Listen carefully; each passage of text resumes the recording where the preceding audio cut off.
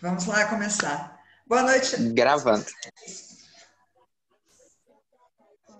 Boa noite a todos, sejam muito bem-vindos. É uma satisfação recebê-los. Já vimos aí no chat que nós temos professores, alunos, não só de Cáceres, mas de todo Mato Grosso e de todo o Brasil. É um prazer tê-los conosco neste evento, que é a primeira semana do meio ambiente, diálogos sobre a proteção e promoção do meio ambiente natural e artificial. Meu nome é Linete Mendes Dantas, sou a coordenadora da primeira semana do meio ambiente, professora do curso de Direito da Universidade do Estado de Mato Grosso, UNEMAT, e Faculdade do Pantanal, FAPAM, ambas em Cáceres, Mato Grosso, e aluna do curso de especialização em Direito Ambiental e Urbanístico da UFMT. Primeiramente, gostaria de agradecer aos professores, a Eveli Bocardi, Bruno Lindotti, Elzira Matos, Jefferson Antonioni. Aqueles que eu não falei é porque eu não vi. Me desculpa, depois eu dou um alôzinho. Agradeço muito ao acadêmico do curso de Direito, Gabriel Curti, que é meu parceirão nas promoções, na pesquisa, na extensão, é dedicado, conhece muito desses eventos e aí já temos um tempinho que estamos nessa parceria, uma parceria de sucesso.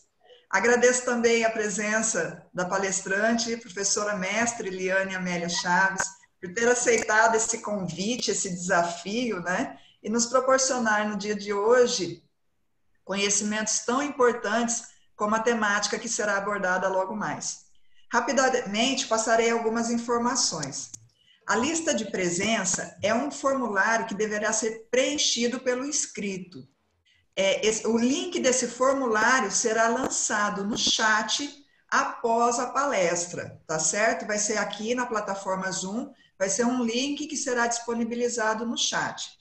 Nós vamos também disponibilizar no chat uma lista de inscrição para quem queira fazer perguntas à palestrante. Então, vai ser uma ordem, uma sequência de perguntas. Então, a pessoa que tem uma pergunta, ela já pega aquela lista e coloca seu nome. Tá certo?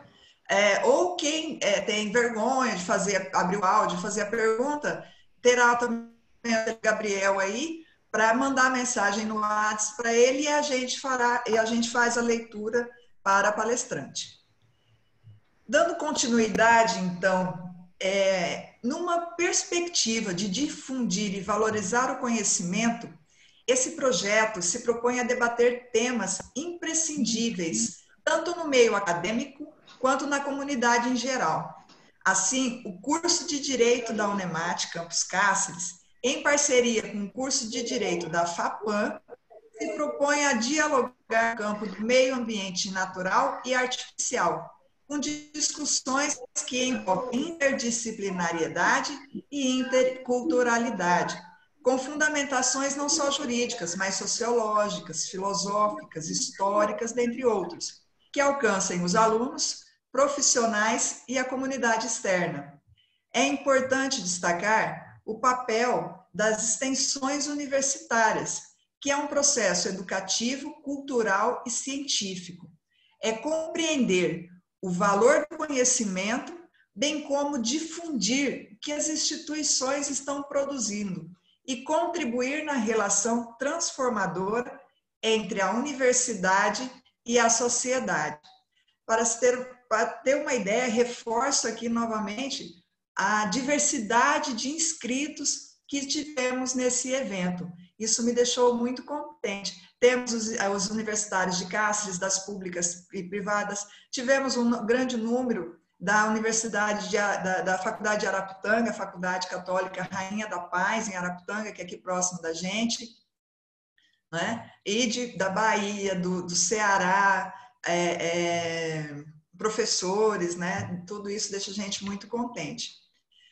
Podemos ver a importância que a UNEMAT tem no interior do estado. Nós tivemos aí um pico de inscrições após a divulgação deste evento pela imprensa na UNEMAT, atingindo, então, a sua vocação de inserção social no interior.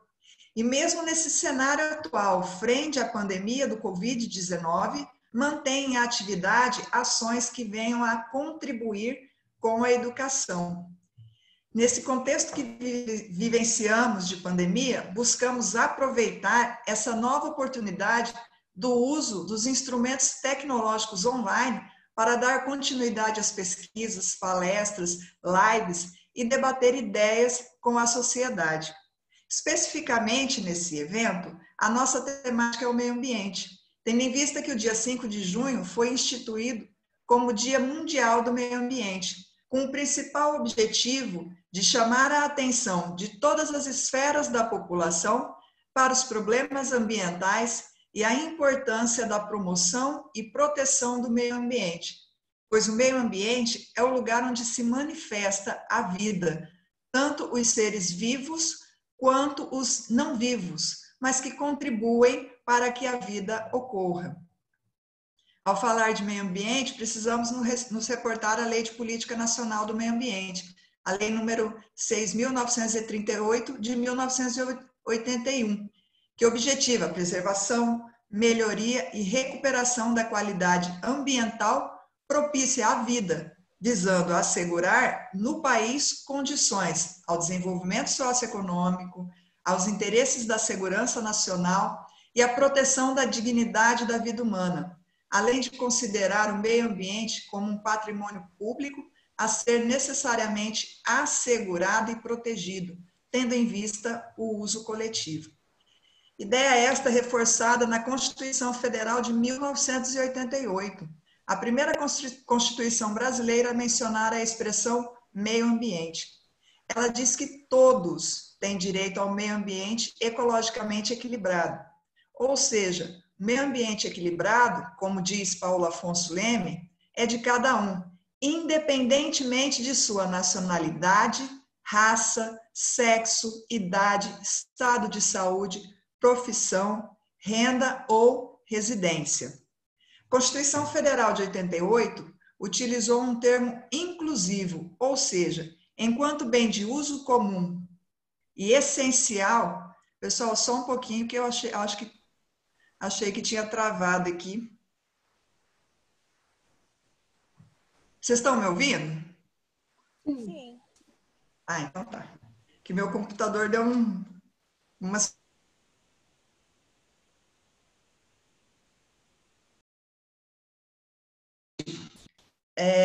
de uso comum e a sadia qualidade de vida transcende, ou seja, ultrapassa o público e o privado para ser de todos.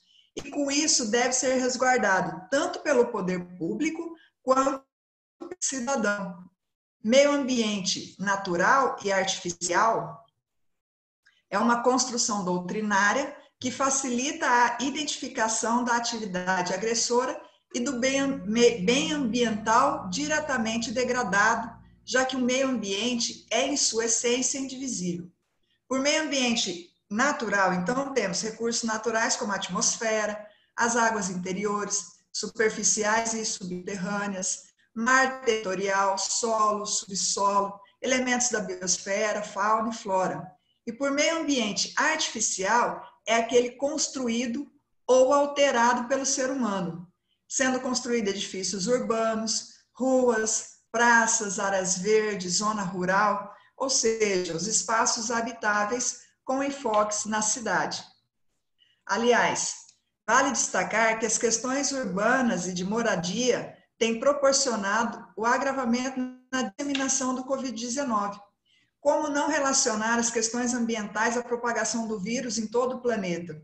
O vírus chegou no Brasil por pessoas da classe mais alta, que vieram aí de viagens pela Europa. Só que ao chegar aqui, ele se espalha pelas classes mais baixas. Como a gente vê isso? Pelas condições de estrutura, a gente trata isso no direito da cidade. Vimos até uma palestra recentemente que abordou isso na forma de racismo ambiental. Casas em favelas construídas com pouca ventilação, locais sem acesso, com pouco acesso ou falta de acesso à água encanada. Vemos também mais moradores por domicílio. Então, assim, para a importância do isolamento, há necessidade dessa higienização, né? Tanto que nos propagam aí que a gente utilize álcool em gel, lave as mãos de várias vezes, né? a falta de saneamento, falta de ventilação, são alguns exemplos aí de cuidados no meio ambiente que, não observados, põem em risco.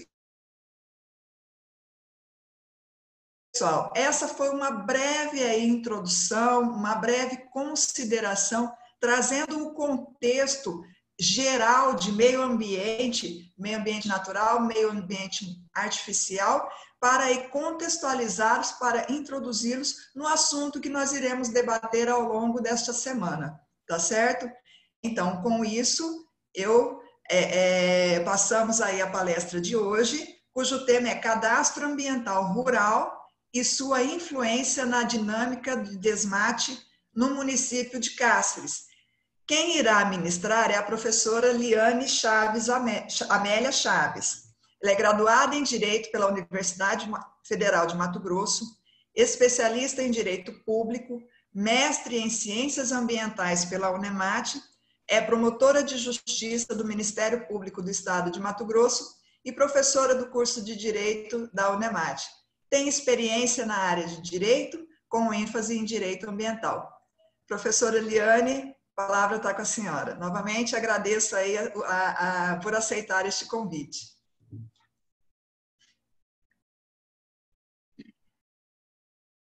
Boa noite. Boa noite a todos. Travou? Não, doutora, tá aparecendo só a tela. Oi? Tá aparecendo a tela da senhora. Eu não estou... Será que eu cliquei alguma coisa errada aqui, Gabriel? Faz stop share, porque a senhora escolheu errado. Clique em stop share.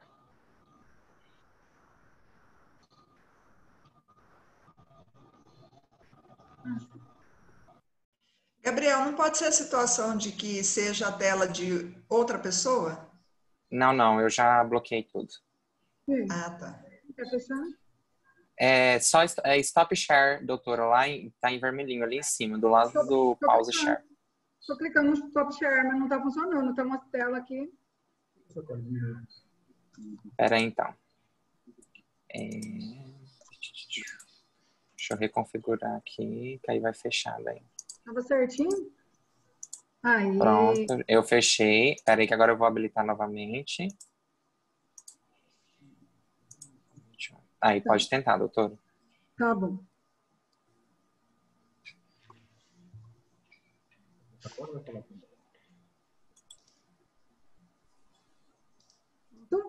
Boa noite a todas.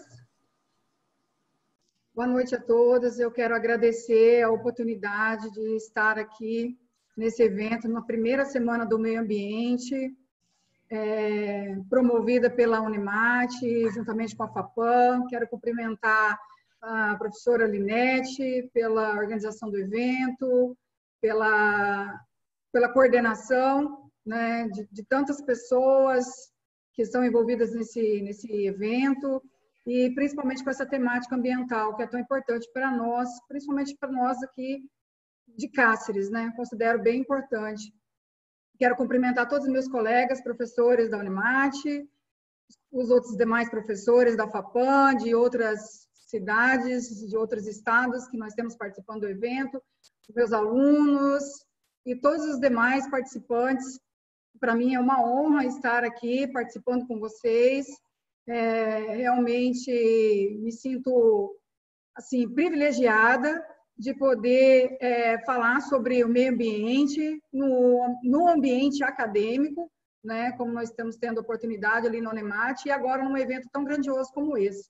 E me sinto bastante preocupada, digamos assim, né, por ser a primeira, por estar fazendo a abertura aí do evento, né? A responsabilidade é grande, mas eu quero muito participar, quero muito contribuir, na verdade, com esse debate, e espero que o tema seja bem proveitoso para todo o público. Eu considero o tema bastante relevante, cadastro ambiental rural e sua influência na dinâmica do desmate do município de Mato Grosso. É o que eu tenho visto muito no meu trabalho, né? A questão da implementação do CAR, e também o Desmate, não só no município de Cáceres, mas em toda a região aqui, a Bacia do Alto Paraguai.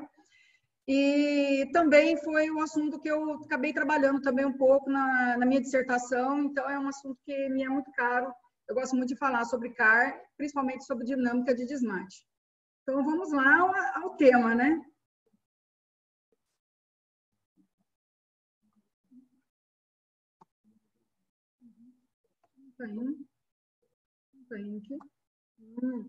Então, vamos lá, né? O que é CAR? Para falar sobre o tema, a primeira coisa é saber o que é o CAR, né?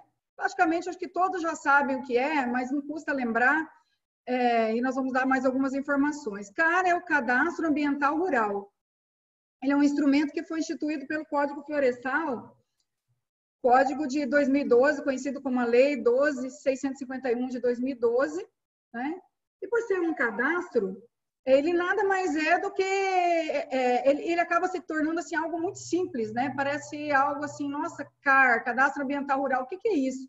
Ora, um cadastro nada mais é do que uma inscrição, assim como foi feito nesse evento também a inscrição para participação do evento, onde você coloca seu nome, seus dados, né? O CAR também é assim, você vai fazer sua inscrição.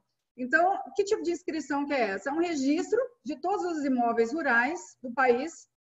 E nesse registro, ele vai ter todas as informações ambientais das propriedades. E como é um cadastro, ele tem algumas funções. E essas informações, para onde que elas vão? Elas vão para um banco de dados. Como todos os cadastros que a gente faz, inclusive em lojas e em outros lugares também, ela acaba formando o quê? Formando um banco de dados. Essa é a primeira finalidade de qualquer cadastro. Então, vai para o banco de dados.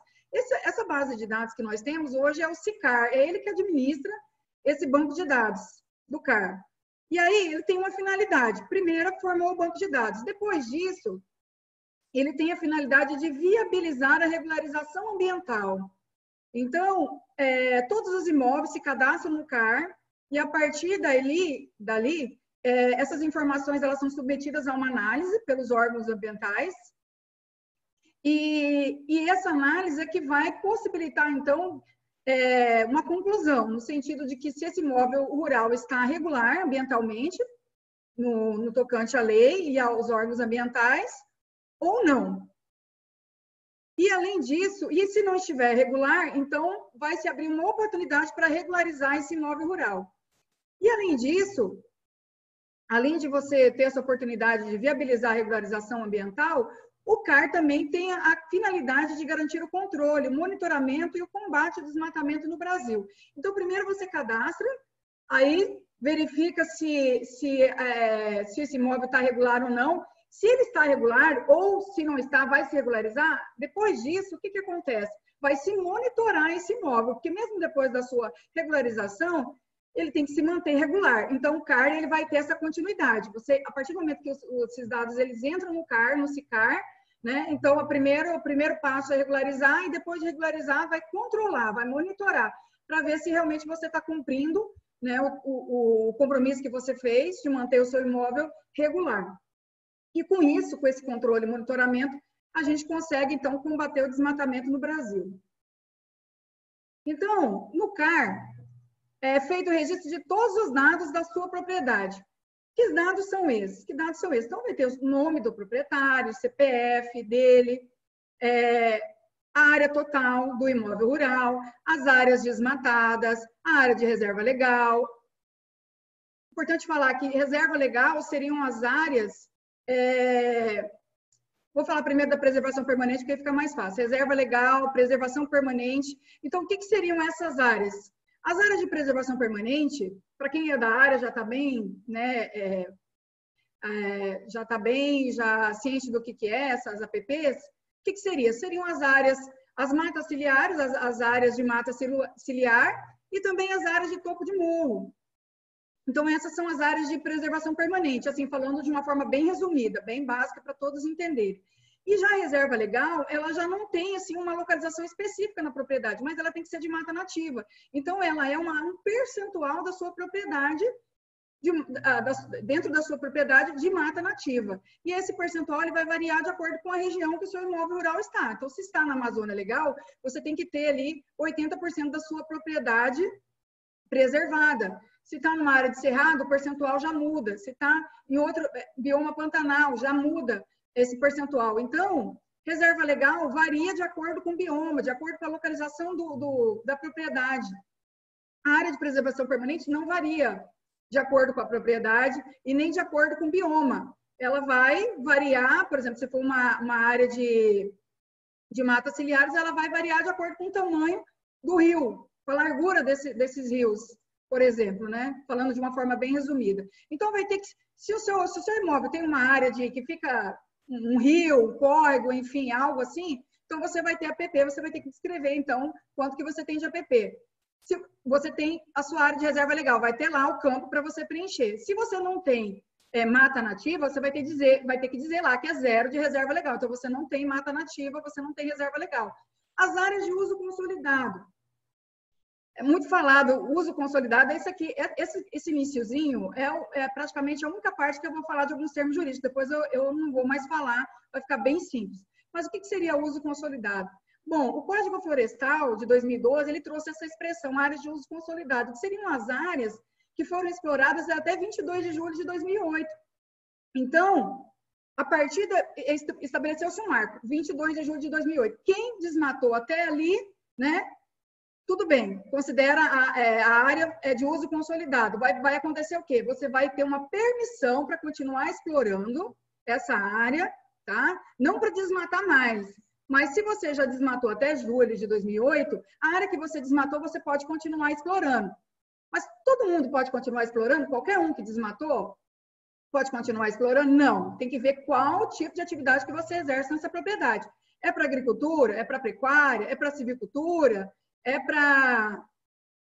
para turismo rural, é para ecoturismo, aí tudo bem, a gente pode falar em área de uso consolidado, e aí você pode, então, continuar explorando essa área que já estava aberta até julho de 2008, mas não pode abrir novas áreas. Isso é bem importante a gente destacar. Então, aqui no campo lá de área de uso consolidado seria isso. Uso restrito são as outras áreas que não podem, que têm alguma restrição. Né, talvez não tão rigorosa contra a de preservação permanente, que é uma área intocável, que não pode ser mexida, mas que também tem as suas restrições. Então, tudo isso aí...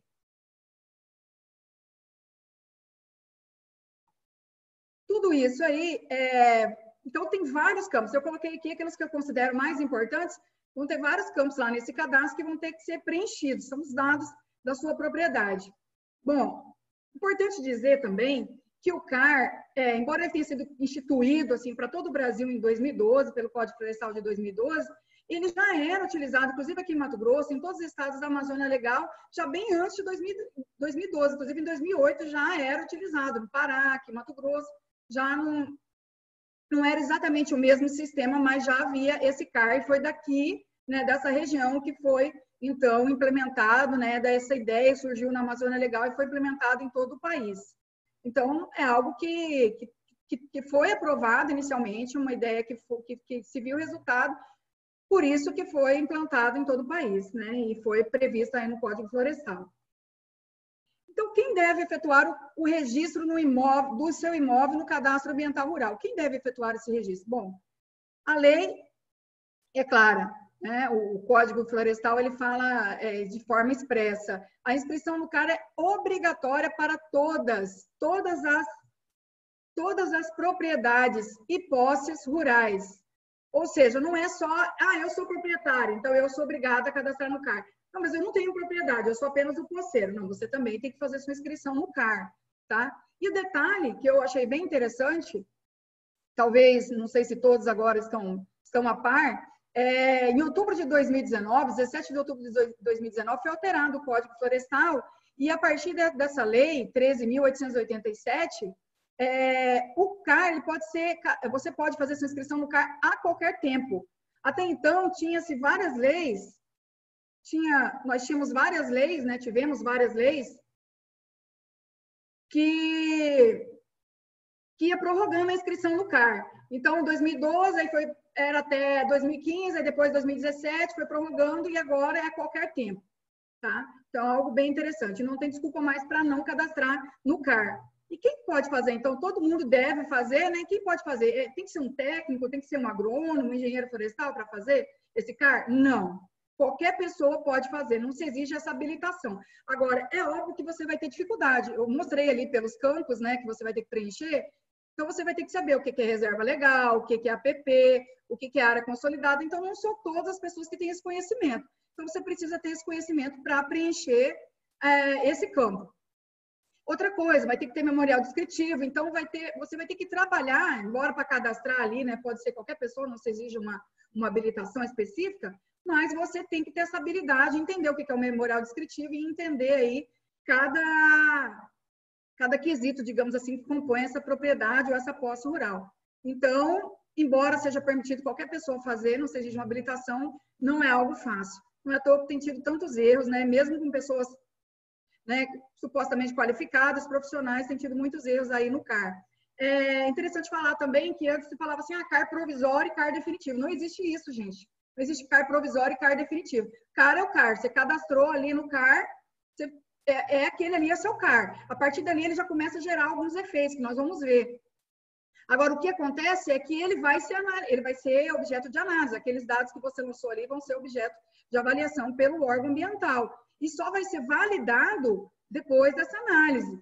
Mas isso não quer dizer que você cadastrou um CAR provisório. Não, é o CAR. É o CAR da sua propriedade. Não vai ter o outro CAR, você não vai lançar novamente. Então, isso é bem importante. Então, tá. Então, eu já sei o que é o CAR, eu já sei que eu posso fazer a qualquer tempo. Quem não fez ainda pode fazer, não precisa de habilitação. Mas quais as vantagens, então, que eu vou ter se eu me cadastrar no CAR? Bom, primeira coisa é porque só através do CAR você pode aderir ao PRA. E só depois que você aderir ao PRA, que você vai ter alguns benefícios. Então, eu cadastrei no CAR. Qual é o benefício que eu tenho? Se ele não foi avaliado ainda pela SEMA? Olha, praticamente nenhum benefício. Praticamente nenhum. A não ser que você vai estar no banco de dados ali, benefício para nós, para o Ministério Público, para o órgão ambiental, porque a gente já vai ter acesso aos dados da sua propriedade. Mas, você, para ter maiores benefícios,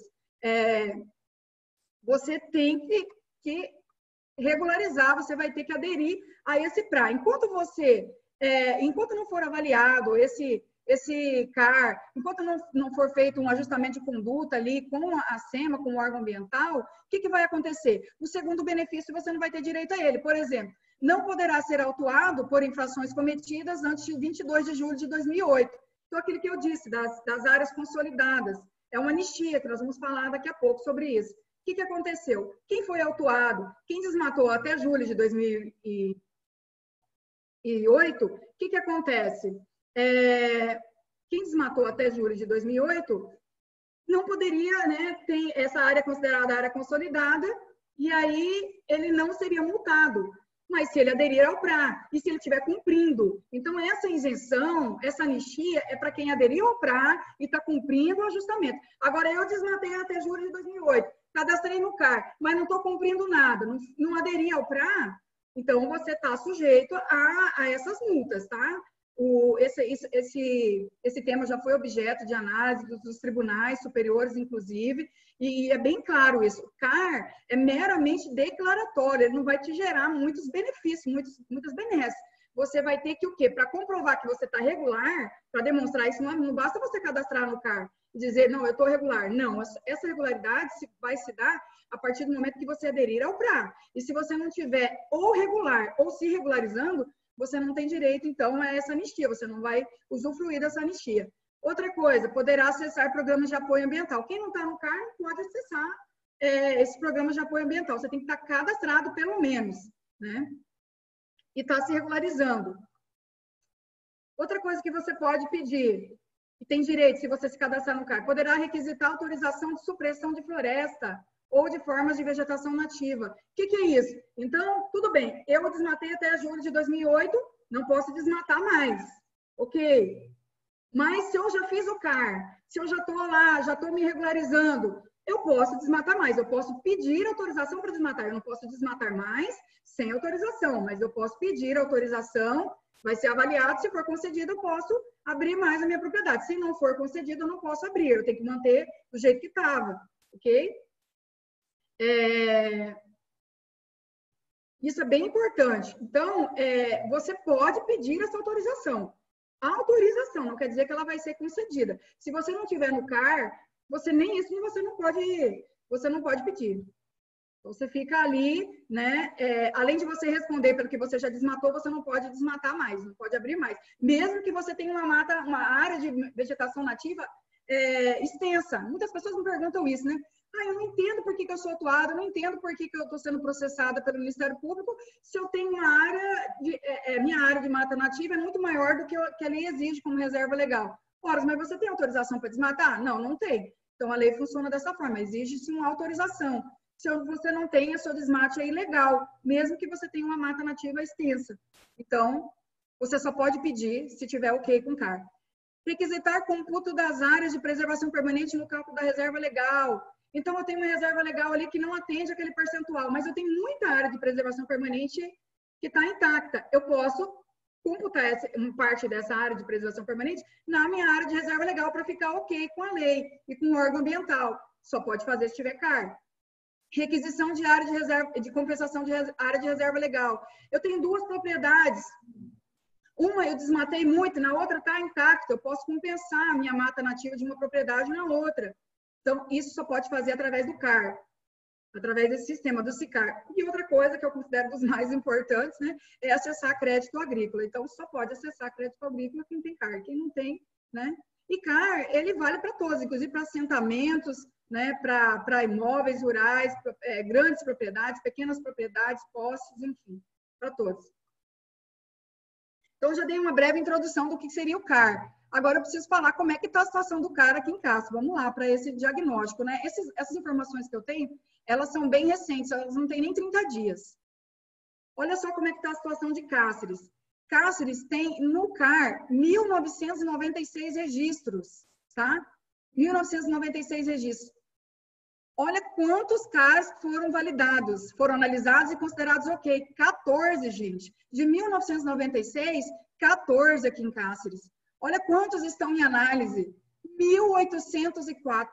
Esse em análise aqui é um em análise, digamos assim, ele pode já estar sendo analisado ou vai para análise. Não quer dizer que ele está, de fato, na mesa ali do técnico do órgão ambiental, tá? Ele está em análise. É a fase que ele está. Tá? Não quer dizer que ele está, de fato, sendo analisado. Olha quantos que foram indeferidos, foram cancelados por incongruências, por divergência. 10. Então, 14 validados, 10 cancelados. E os outros estão todos no limbo, numa pendência aí, e uma indefinição, então, do CAR. Se a gente pensar, então, no nosso banco de dados de Cáceres, as informações que a gente tem é o quê? 14, ok, e os outros... Não, as outras informações, por enquanto, não são confiáveis. Então, como nós vimos no quadro acima, né, apenas 14 CARs foram validados. Quanto aos demais, pode-se afirmar o quê? Muitas incongruências nas declarações. Aqui eu tenho o quê? Por exemplo, quando você vai fazer o seu cadastro ali no CAR, o seu imóvel rural ele tem limites. E aí, se essas limitações não estiverem bem descritas no CAR, o que acontece? Vai estar ali dando sobreposição. Então, pode ser que o seu CAR esteja sobreposto com o CAR do seu vizinho, do imóvel rural do seu vizinho. Então, isso vai dar erro. E algumas outras declarações, porque às vezes você vai preenchendo aqueles campos que eu falei das áreas, e aí, quando somar as áreas, por exemplo, não está batendo com a área total. Ou está dando menos, ou está dando mais do que a sua área total do imóvel. Então, erros desse tipo. Outra coisa que a gente pode afirmar, muita morosidade na análise do CAR, né? Esses 1.800 que estão sendo analisados, gente, sinceramente, estão sendo, né? Não dá para dizer que estão sendo, vão ser, né? Então, há uma morosidade, né? De 14 que foram validados, voltando lá, né? 14 validados. Olha, pendência, 168. Então, somando aqui 24 com mais 168, é o tanto que já foi, de fato, analisado. Os outros nem foram ainda. Muitas pendências por parte do declarante. Então, é só a culpa da SEMA que não analisou o CAR? Não. Temos aí, como a gente viu, né, muitos CARs que não foram validados ainda por causa de pendências do declarante. Então, ele cometeu vários erros, foi notificado para retificar esse CAR, mas não retificou. E aí está pendência. Então, diante desse contexto, aí que eu falei, né? Então, agora a gente vai falar de uma forma mais genérica, não vai ter tantos termos jurídicos, para quem não é da área jurídica, né? E o tema vai ficando interessante. Diante desse contexto, qual tem sido a eficácia do CAR no controle do desmatamento ilegal? Pelo que a gente viu aqui de Cáceres, né? Já dá para ter uma noção de qual tem sido essa eficácia. Apenas 14 validados, né? Mas falando num contexto mais geral, é importante a gente falar, né, para eu saber dessa eficácia do CAR no controle de desmatamento, para eu saber dessa influência do CAR na dinâmica do desmate, eu preciso saber, bom, dinâmica de desmate, dinâmica é movimento, né? Para mais e para menos. Então, para eu saber se aumentou ou diminuiu o desmatamento, eu preciso saber como é que estava antes. Por exemplo, no meu estudo e outros vários estudos que foram feitos, também similares ao meu, a gente avaliou se houve esse aumento aí do desmatamento, qual foi a eficácia do Código Florestal no desmatamento. Então, se o desmatamento aumentou ou diminuiu depois do Código Florestal de 2012. Então, meu marco era de 2012 e eu fiz até 2018. Então, entre 2012, precisa saber como é que estava esse desmatamento em 2012 e um pouco antes de 2012 e até 2018. Então, para saber, né? E agora, por exemplo, nós estamos em 2020. Então, de 2012 para 2020, será que aumentou, diminuiu esse desmatamento? Então, isso que é dinâmica de desmate. Para quem não sabia, né, o que era dinâmica de desmate, é isso, é saber se aumentou ou diminuiu. Então, eu preciso saber disso. Bom, para eu saber também disso, para eu avaliar se aumentou ou diminuiu, eu preciso saber o seguinte, que o Código Florestal de 2012, como eu disse no comecinho, ele preveu uma anistia, O que seria essa anistia? Ele previu o seguinte, que quem desmatou até 22 de julho de 2008, né, essa pessoa não poderia desmatar mais, mas aquilo que foi desmatado, né, houve um certo perdão, não foi um perdão total, mas houve um perdão. Para deixar bem claro para quem não é da área, vamos exemplificar. Como assim, então? Então, eu tenho uma propriedade, né? E aí eu vou avaliar, por exemplo, essa anistia incidiu sobre as áreas de reserva legal e as áreas de APP. Então, se eu tinha lá, né, em 2008, se eu tinha lá em 2008, eu desmatei lá, digamos, 100 hectares de APP, e aí essa anistia, digamos, ela perdoou lá 40 por 40. Eu desmatei 100 hectares, essa anistia, digamos que ela perdoou 40%, então perdoou 40%. Então, eu continuei devendo 60%. Então, dos 100 que eu tinha desmatado, né, eu não posso desmatar mais nada, mas perante a lei eu não devo mais 100, eu não preciso mais repor mais 100, recompor 100. Eu preciso recompor, digamos, apenas 60. Então, minha dívida diminuiu, tá? Então, isso que é a anistia. Na reserva legal, a mesma coisa. A anistia, em relação à reserva legal, ela foi muito maior do que a anistia em percentual, do que a anistia em relação à APP. Só que a área de APP, para nós, é uma área muito mais sensível. Então, por mais que a anistia tenha sido menor, o perdão em relação ao desmatamento de APP tenha sido menor, o impacto no meio ambiente é muito maior, quando nós estamos falando de APP. E aí tá, então a gente já entendeu que essa anistia é um perdão. Então, eu devia 100, hoje, pelo Código Florestal de 2012, eu já não devo mais 100, eu devo 60, 40%, 40% lá. Isso exemplificando, tá, gente? Existe uma tabela lá no Código Florestal que eu não trouxe aqui para vocês, né, que a gente fala a escadinha, tanto para APP quanto para reserva legal, e aí vai ter as variações, de acordo com o tamanho do imóvel rural, enfim, para saber quanto de perdão você vai ter no seu imóvel. Mas, enfim, então isso que é a anistia. E aí a regularização do passivo ambiental, né? Então, eu devia isso, se eu devia 100, agora eu devo 60, é esses 60 que eu vou regularizar, que eu tenho que regularizar, ok? Então, o que acontece? Olhando sob a ótica, então, a gente vai avaliar, então, houve desmatamento legal a partir de 2012. Para eu saber se ela aumentou ou não, de fato, se eu fosse olhar de fato, eu tive que olhar lá os 100%, mas eu vou olhar os 60%.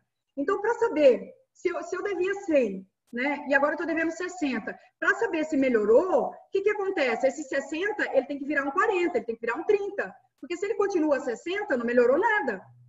Não melhorou nada. Então, então a regularização do passivo ambiental, né, seria regularizar apenas os 60, que é o que eu devo hoje. Seria o mínimo. Isso é o que o código exige. Mas para a gente saber, né, em termos de matemática, se houve uma melhora para o meio ambiente, eu teria que, pelo menos, né?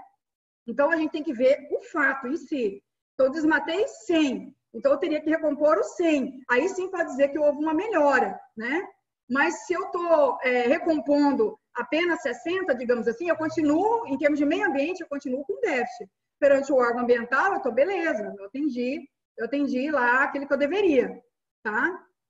Então, essa anistia e regularização ambiental, do passivo ambiental, ela é bem interessante. Por quê? Porque é como se dissesse assim, olha, você...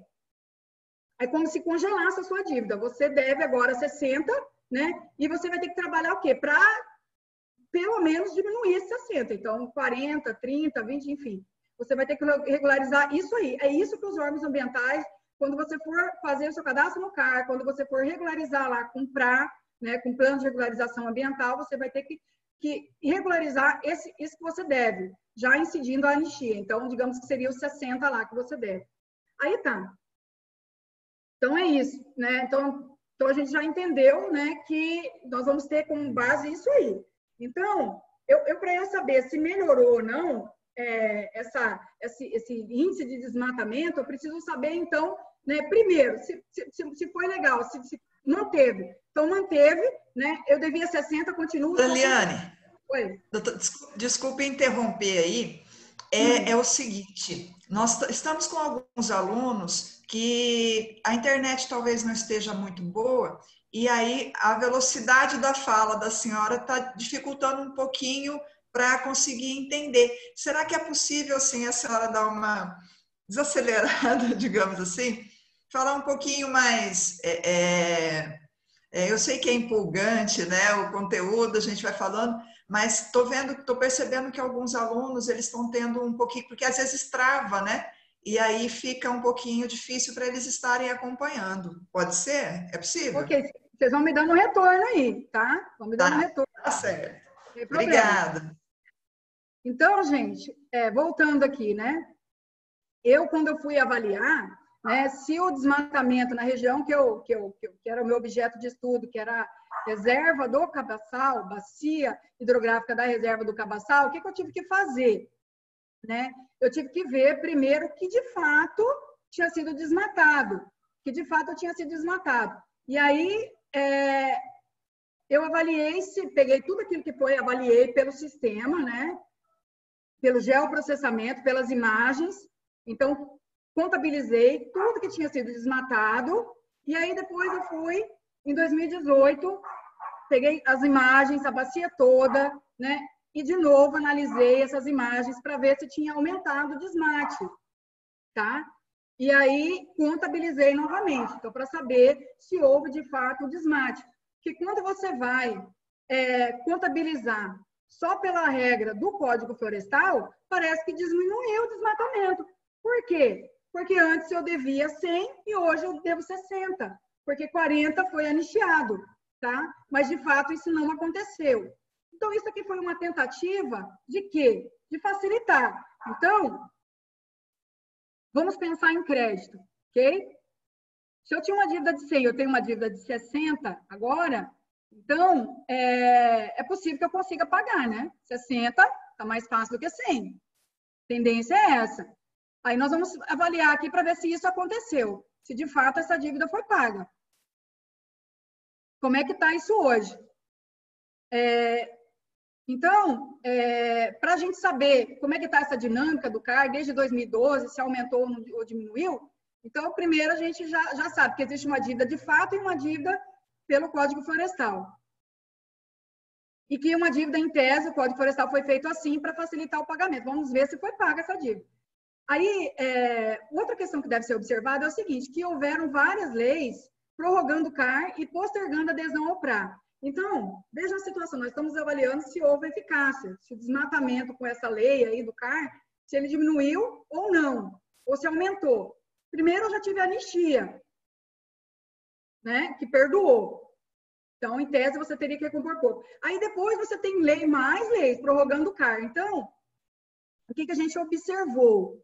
Que os primeiros estudos que foram feitos, principalmente em 2008, estavam dizendo, olha, o CAR é ótimo. Por quê?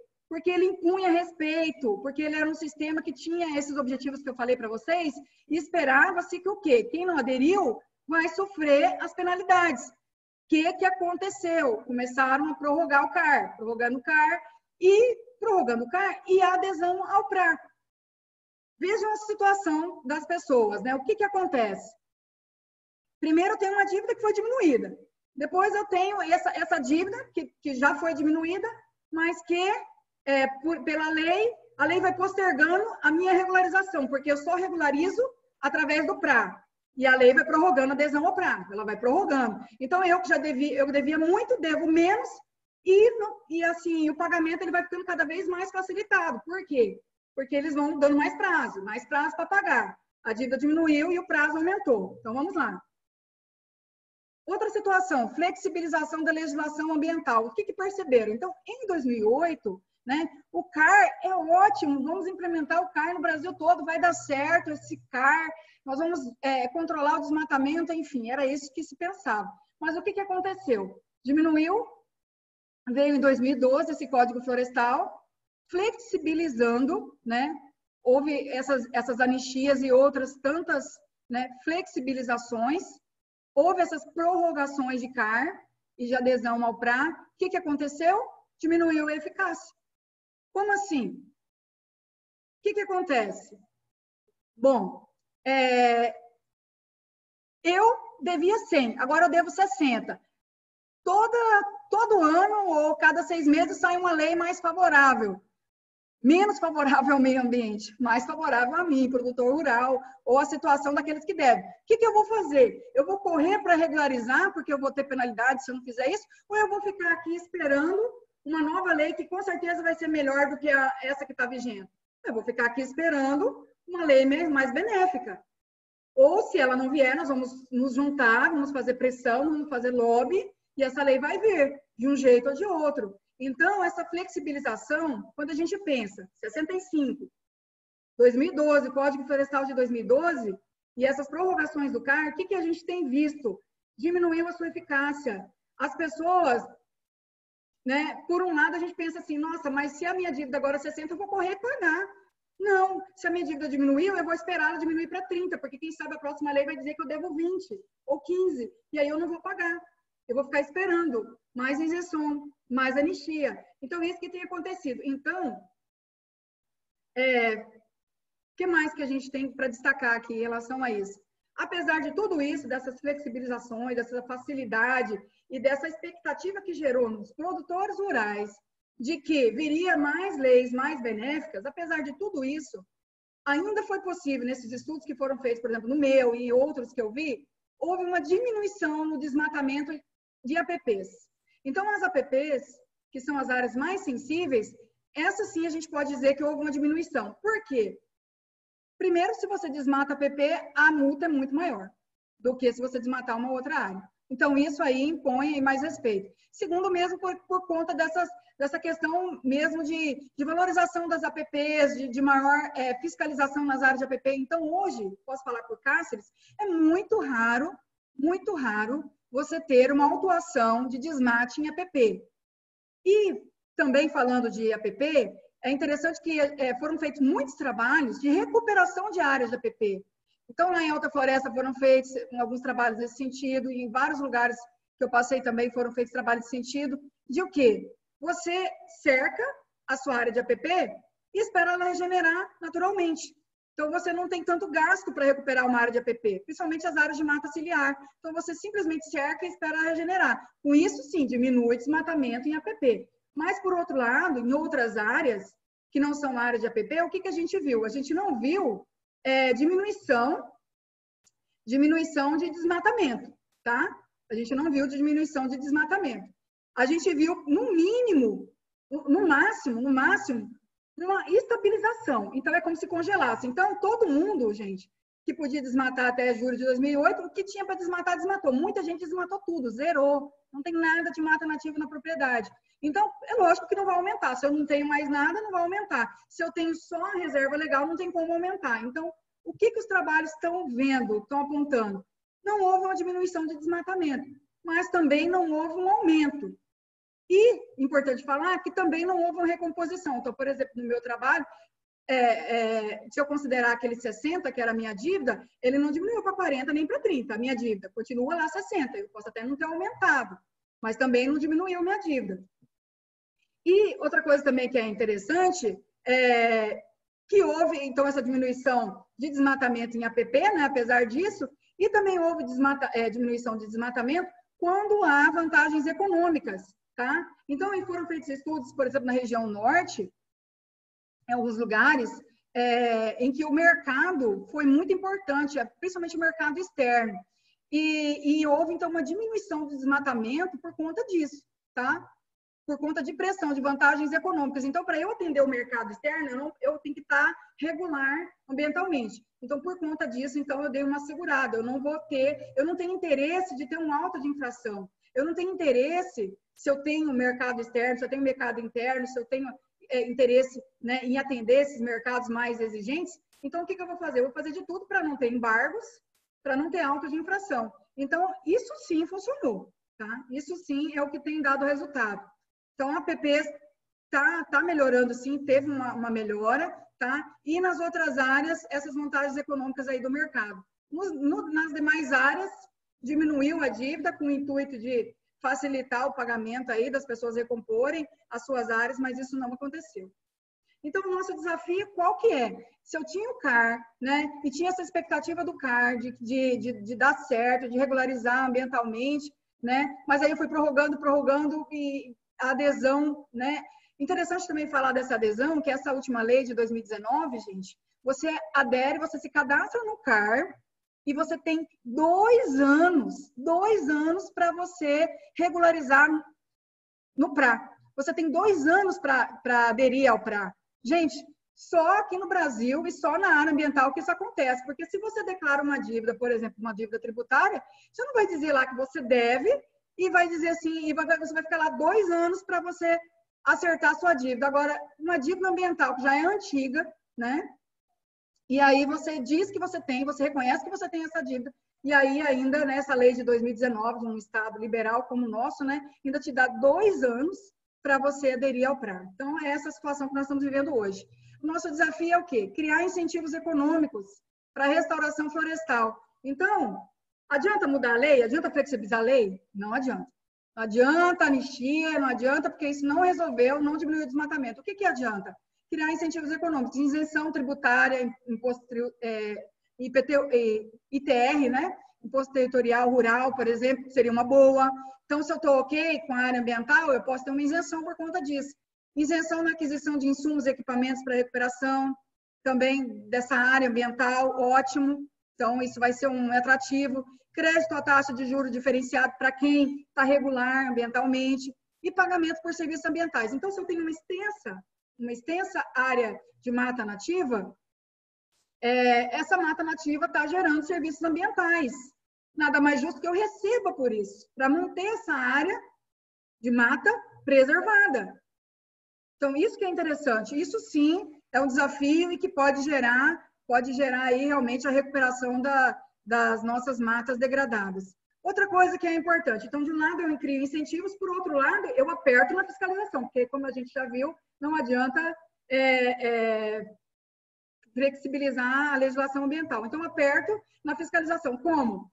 Aumentando o número de profissionais qualificados e ferramentas adequadas. Aqui, praticamente, gente, hoje, para quem não é da área, a fiscalização ela não é feita tanto em loco. Ela é feita mais via gel mesmo, via processamento, controle remoto, via remoto.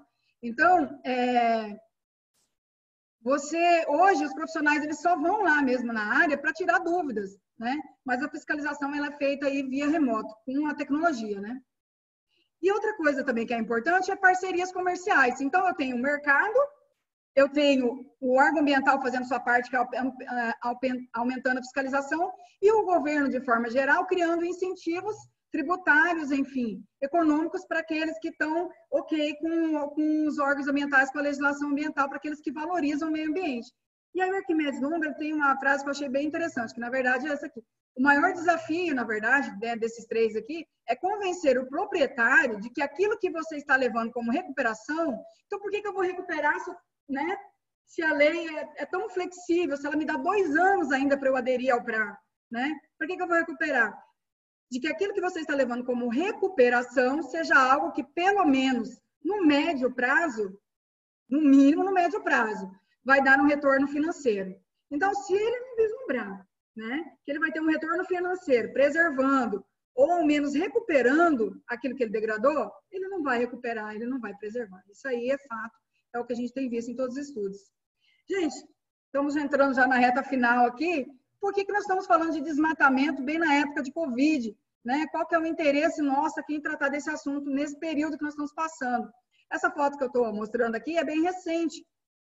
É de uma área que foi derrubada, né? Foi aqui uma foto do IBAMA, né? Estava no site da Globo, bem recente. Vocês devem ter acompanhado aí as notícias. Que notícias são essas? Bom, em janeiro de 2020, tem essa notícia aqui. Em relação a 2018, alertas de desmatamento aumentam 75% em Mato Grosso, tá? Em relação a 2018, aumentou 75%. Outra notícia do Livre, do site O Livre. Desmatamento da Amazônia em Mato Grosso aumenta 126%, diz o INPE, que é o órgão que fiscaliza, que monitora eletronicamente, como eu falei, remotamente. Dados levam em consideração a área desmatada nos 3 primeiros meses de 2020. Então, 126%, gente. Isso agora, na época do Covid. Então, por que a gente está falando de Covid, para estar falando de desmatamento nessa época de Covid? Primeira razão, porque os degradadores não estão respeitando o isolamento social. Está vendo isso, né? Não respeitaram. E o desmatamento aumentou, como foi visto aqui. Em abril de 2020, já estávamos no Covid e o desmatamento aumentando. Por quê? Segundo motivo, porque Mato Grosso recebeu milhões de euros e libras do Banco Alemão de Desenvolvimento e do Reino Unido, através do programa REN, sob o compromisso de não ultrapassar o limite de 1.788 km² de área desmatada. Gente, não é milhões de reais, é milhões de euros, libras. É muito dinheiro. E nós recebemos esses valores, estamos recebendo em parcelas, já recebemos a segunda parcela agora, sob o compromisso de não ultrapassar o limite de 1.788 km² de área desmatada. Ou seja, né, não é que não vai desmatar mais nada, não pode passar desse limite. É a meta. De onde que eu tirei isso? Bom, primeiro através do Ministério Público, né, nós participamos também desse programa, e eu vou dizer mais aqui à frente, mas tem também as manchetes, né? Saiu em todos os jornais aí, ó. Mato Grosso recebe 36,8 milhões de Banco Alemão por acordo de preservação ambiental, isso em janeiro de 2020, já era a segunda parcela, gente. 36,8 milhões. Importante destacar, gente, para a gente saber, não, nossa meta é 1.788. Como é que estava, então? Bom, segundo o INPE, até 2018, nós estávamos em 1.490. Então, a gente tinha ali esse limite ainda de 300 e pouquinho, né? Até menos de 300, 200 e poucos quilômetros quadrados para desmatar. É o máximo que a gente podia desmatar, tá? Para não fugir dessa meta do REN. E o que isso nos interessa? Por que me interessa, então, né? Além de ser Semana do Meio Ambiente, né? Essa defesa do ambiente, ela está falando isso porque ela é promotora do meio ambiente, por isso que ela está falando aí de não desmatar, de ser contra desmatar. Não, não é só por conta disso não, gente. Né? Existe um interesse aqui de todos nós, de toda a sociedade. Que interesse que é esse? Bom, esses recursos do REN, eles vão ser divididos para vários beneficiários. Quais são eles? Agricultura familiar, povos e comunidades tradicionais, na Amazônia, Cerrado e Pantanal, nós estamos nos 3 áreas, né? Amazônia, Cerrado e Pantanal, então nós somos beneficiados. Cáceres é beneficiado. Territórios indígenas, produção sustentável, inovação e mercados. 60% vai para essa área. 40% vai para o fortalecimento institucional de entidades governamentais do Estado e na aplicação e desenvolvimento de políticas públicas estruturantes. Em resumo, o que isso quer dizer? Bom, nós estamos aí na época de Covid, nós temos uma meta, as manchetes estão dizendo que o desmatamento está aumentando, a gente sabe que os recursos estão indo em tese, né? Porque, na verdade, a gente não sabe, a gente vê na mídia, né? Divulgando-se que muitos recursos estão sendo investidos aí na saúde, agora nesse momento, e momento de contenção de despesas, ou seja, o NEMAT não vai receber recursos, né?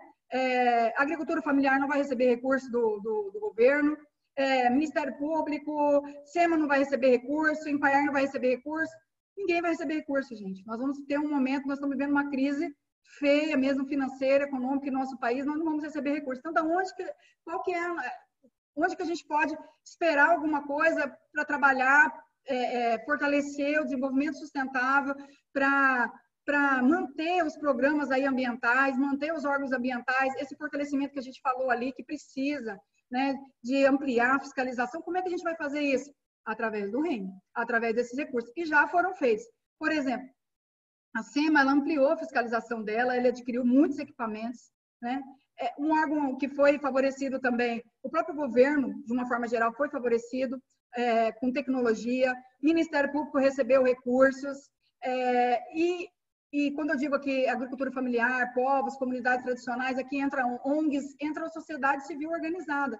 Então, esses recursos já estão sendo distribuídos, tá? E se a gente não cumprir a meta, a gente não vai receber mais. Simples assim.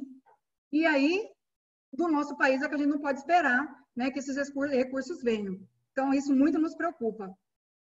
Conclusão, então, né? O CAR, gente, ele tem potencial para auxiliar o governo, sim. Né? No começo, estava fantástico, né? Para promover o desenvolvimento sustentável, tá? Ele era muito, realmente, ele tinha, o potencial era até maior, mas é lógico que com essas constantes prorrogações, a efetividade dele diminuiu bastante. E ele tem potencial também para ser um critério para que as empresas selecionem os melhores parceiros. Então, hoje, né, as empresas, o Ministério Público, o CAR é um cadastro público. Então, você tem acesso àquilo que está no CAR. Então, as empresas, o mercado externo, enfim, tem acesso e pode realmente, né, consultar para ver se realmente aquela empresa, e através da sua regularidade no CAR, né, se ela está ok ou não. Então, é algo que vai funcionar. Ele tem esse potencial. Se ele vai ter efetividade maior ou menor, vai depender daquilo que a gente falou, dos nossos desafios. Se a gente conseguir, né, implementar através de política pública, né, maiores incentivos, estimular as parcerias, aí o CAR aumenta o potencial dele. Se a gente não faz isso, diminui o potencial do CAR. Só que é importante falar o quê? O que a gente viu aqui? Que sem adesão ao PRA, que é o Programa de Regularização Ambiental, a efetividade do CAR é mínima, tá? É mínima. E aí que a gente fica assim, sem entender o que acontece. Por que, gente? Que tem tantas leis, né, prorrogando o CAR. Prorrogando. E também lei que prorroga o CAR, ainda prorroga, aumenta o prazo para adesão ao PRA, que antes era de 1 ano, agora tem mais 2 anos. Depois que você cadastrou, você tem 2 anos para aderir ao PRA. Então, por que isso? Com certeza, a política pública do nosso país ela não está voltada para essa efetividade do CAR, porque se ela tivesse, né, não seria assim, tá? Então, se você não tiver essa adesão, não tem efetividade. Por quê? Porque se você não regularizar, você não vai estar livre de multa, você não vai ter os seus benefícios fiscais, você não vai ter os benefícios lá econômicos, então não tem efetividade. E, para finalizar mesmo, né, para diminuir as taxas de desmatamento, então o que a gente pode concluir? Do pouco que eu pude falar para vocês, né? Agilizar a análise do CAR, gente, não tem condições, né? Somente 14 CARs aqui em Cáceres sendo validados, pouquíssimos foram avaliados. O Ministério Público cobrou também, né? Essa agilidade na análise do CAR. Até uma coisa que eu queria comentar, por exemplo, não sei se vocês perceberam, de uns dias para cá saiu a notícia de aumento de desmate. Em seguida, não começamos a ver também notícias de operações em todos os lugares por aí? Então, assim, por 2 razões. Primeiro, porque o Ministério Público notificou a SEMA a tomar uma atitude. E segundo, por conta disso que eu falei, porque tem um REM, tem as metas. Então, por isso que a gente está vendo essas operações aí, mesmo na época do Covid. Então, voltando aqui, para diminuir a taxa de desmatamento, precisa agilizar o CAR, porque aí, se o CAR não tiver ok, automaticamente vem o quê? Vem as sanções. Vem as sanções, e aí a pessoa vai correr atrás de regularizar, tá? E, para diminuir também, né, é preciso agilizar o CAR e zerar os desmates ilegais. Mato Grosso, gente, acho interessante isso. A meta é aqueles 1.700 e pouco lá, aquela meta que eu falei lá do REM, né, que não pode passar daquilo lá, de quilômetros quadrados. E aí Mato Grosso dizia o seguinte, não, nós vamos além disso, nós vamos zerar desmate ilegal. O que é zerar desmate ilegal? Que eu falo em diminuir taxa de desmatamento e zerar desmate ilegal. Quer dizer o quê? Quer dizer que, além de eu recompor, aí a gente volta para aquela conversa lá do início, da anistia, né, e da regularização. Então, além de eu pagar aquela dívida minha, que hoje é 60, além de eu pagar, eu preciso fazer o quê? Não desmatar mais nada. Então, são duas coisas que eu tenho que fazer. Para ficar bem bacana mesmo o meio ambiente aqui, eu tenho que fazer as duas coisas. Eu recomponho aquele que eu já desmatei e não desmato mais nada, a não ser que eu tenha autorização do órgão ambiental. Então, é um desafio, realmente, é um tema simples, mas que, né, tem um arcabouço aí bem denso, né, como a gente viu, e para, né, aquilo que a Linete falou lá no início, né, o meio ambiente é responsabilidade de todos. E para dar certo, gente, tem que ter envolvimento do órgão ambiental, do poder público de forma geral e de todos nós, né? E aí entra aqui nós professores, nós alunos, nós sociedade civil organizada, nós mercado, nós todos, né? Se nós todos nos envolvermos nessa empreitada aí, há possibilidade, o CAR, ele tem potencial para dar certo sim, tá? Mas nós temos que nos envolver. Então, agradeço aí a oportunidade de estar aqui compartilhando um pouquinho desse conhecimento com vocês. Muito obrigada pela atenção, viu? Obrigada, doutora Liane. Foi bastante esclarecedor. São informações que realmente faz com que tenhamos clarezas de como agir. A senhora, no desenvolver aí da temática da senhora, eu consegui enxergar alguns casos concretos, principalmente de algumas pessoas que teimam em não regularizar. Às vezes a senhora deve ter tido esses contatos, né? Não vira nada, não vai acontecer nada, então continua desmatando. Área de APP. Então, assim, não, isso não dá nada, vai, corta madeira. E a gente fica preocupado, porque a gente acaba passando algumas orientações, mas algumas pessoas não têm realmente a clareza do que pode acontecer, de como está a situação, e tem a questão legislativa que a senhora acabou comentando aqui com a gente. Eu não vou me estender muito, porque gerou bastante perguntas, né? Então, a senhora está sem áudio. Doutora Liane, a senhora silenciou, pode deixar o áudio aberto. Gabriel, acho que vai ter que liberar o áudio da doutora Liane.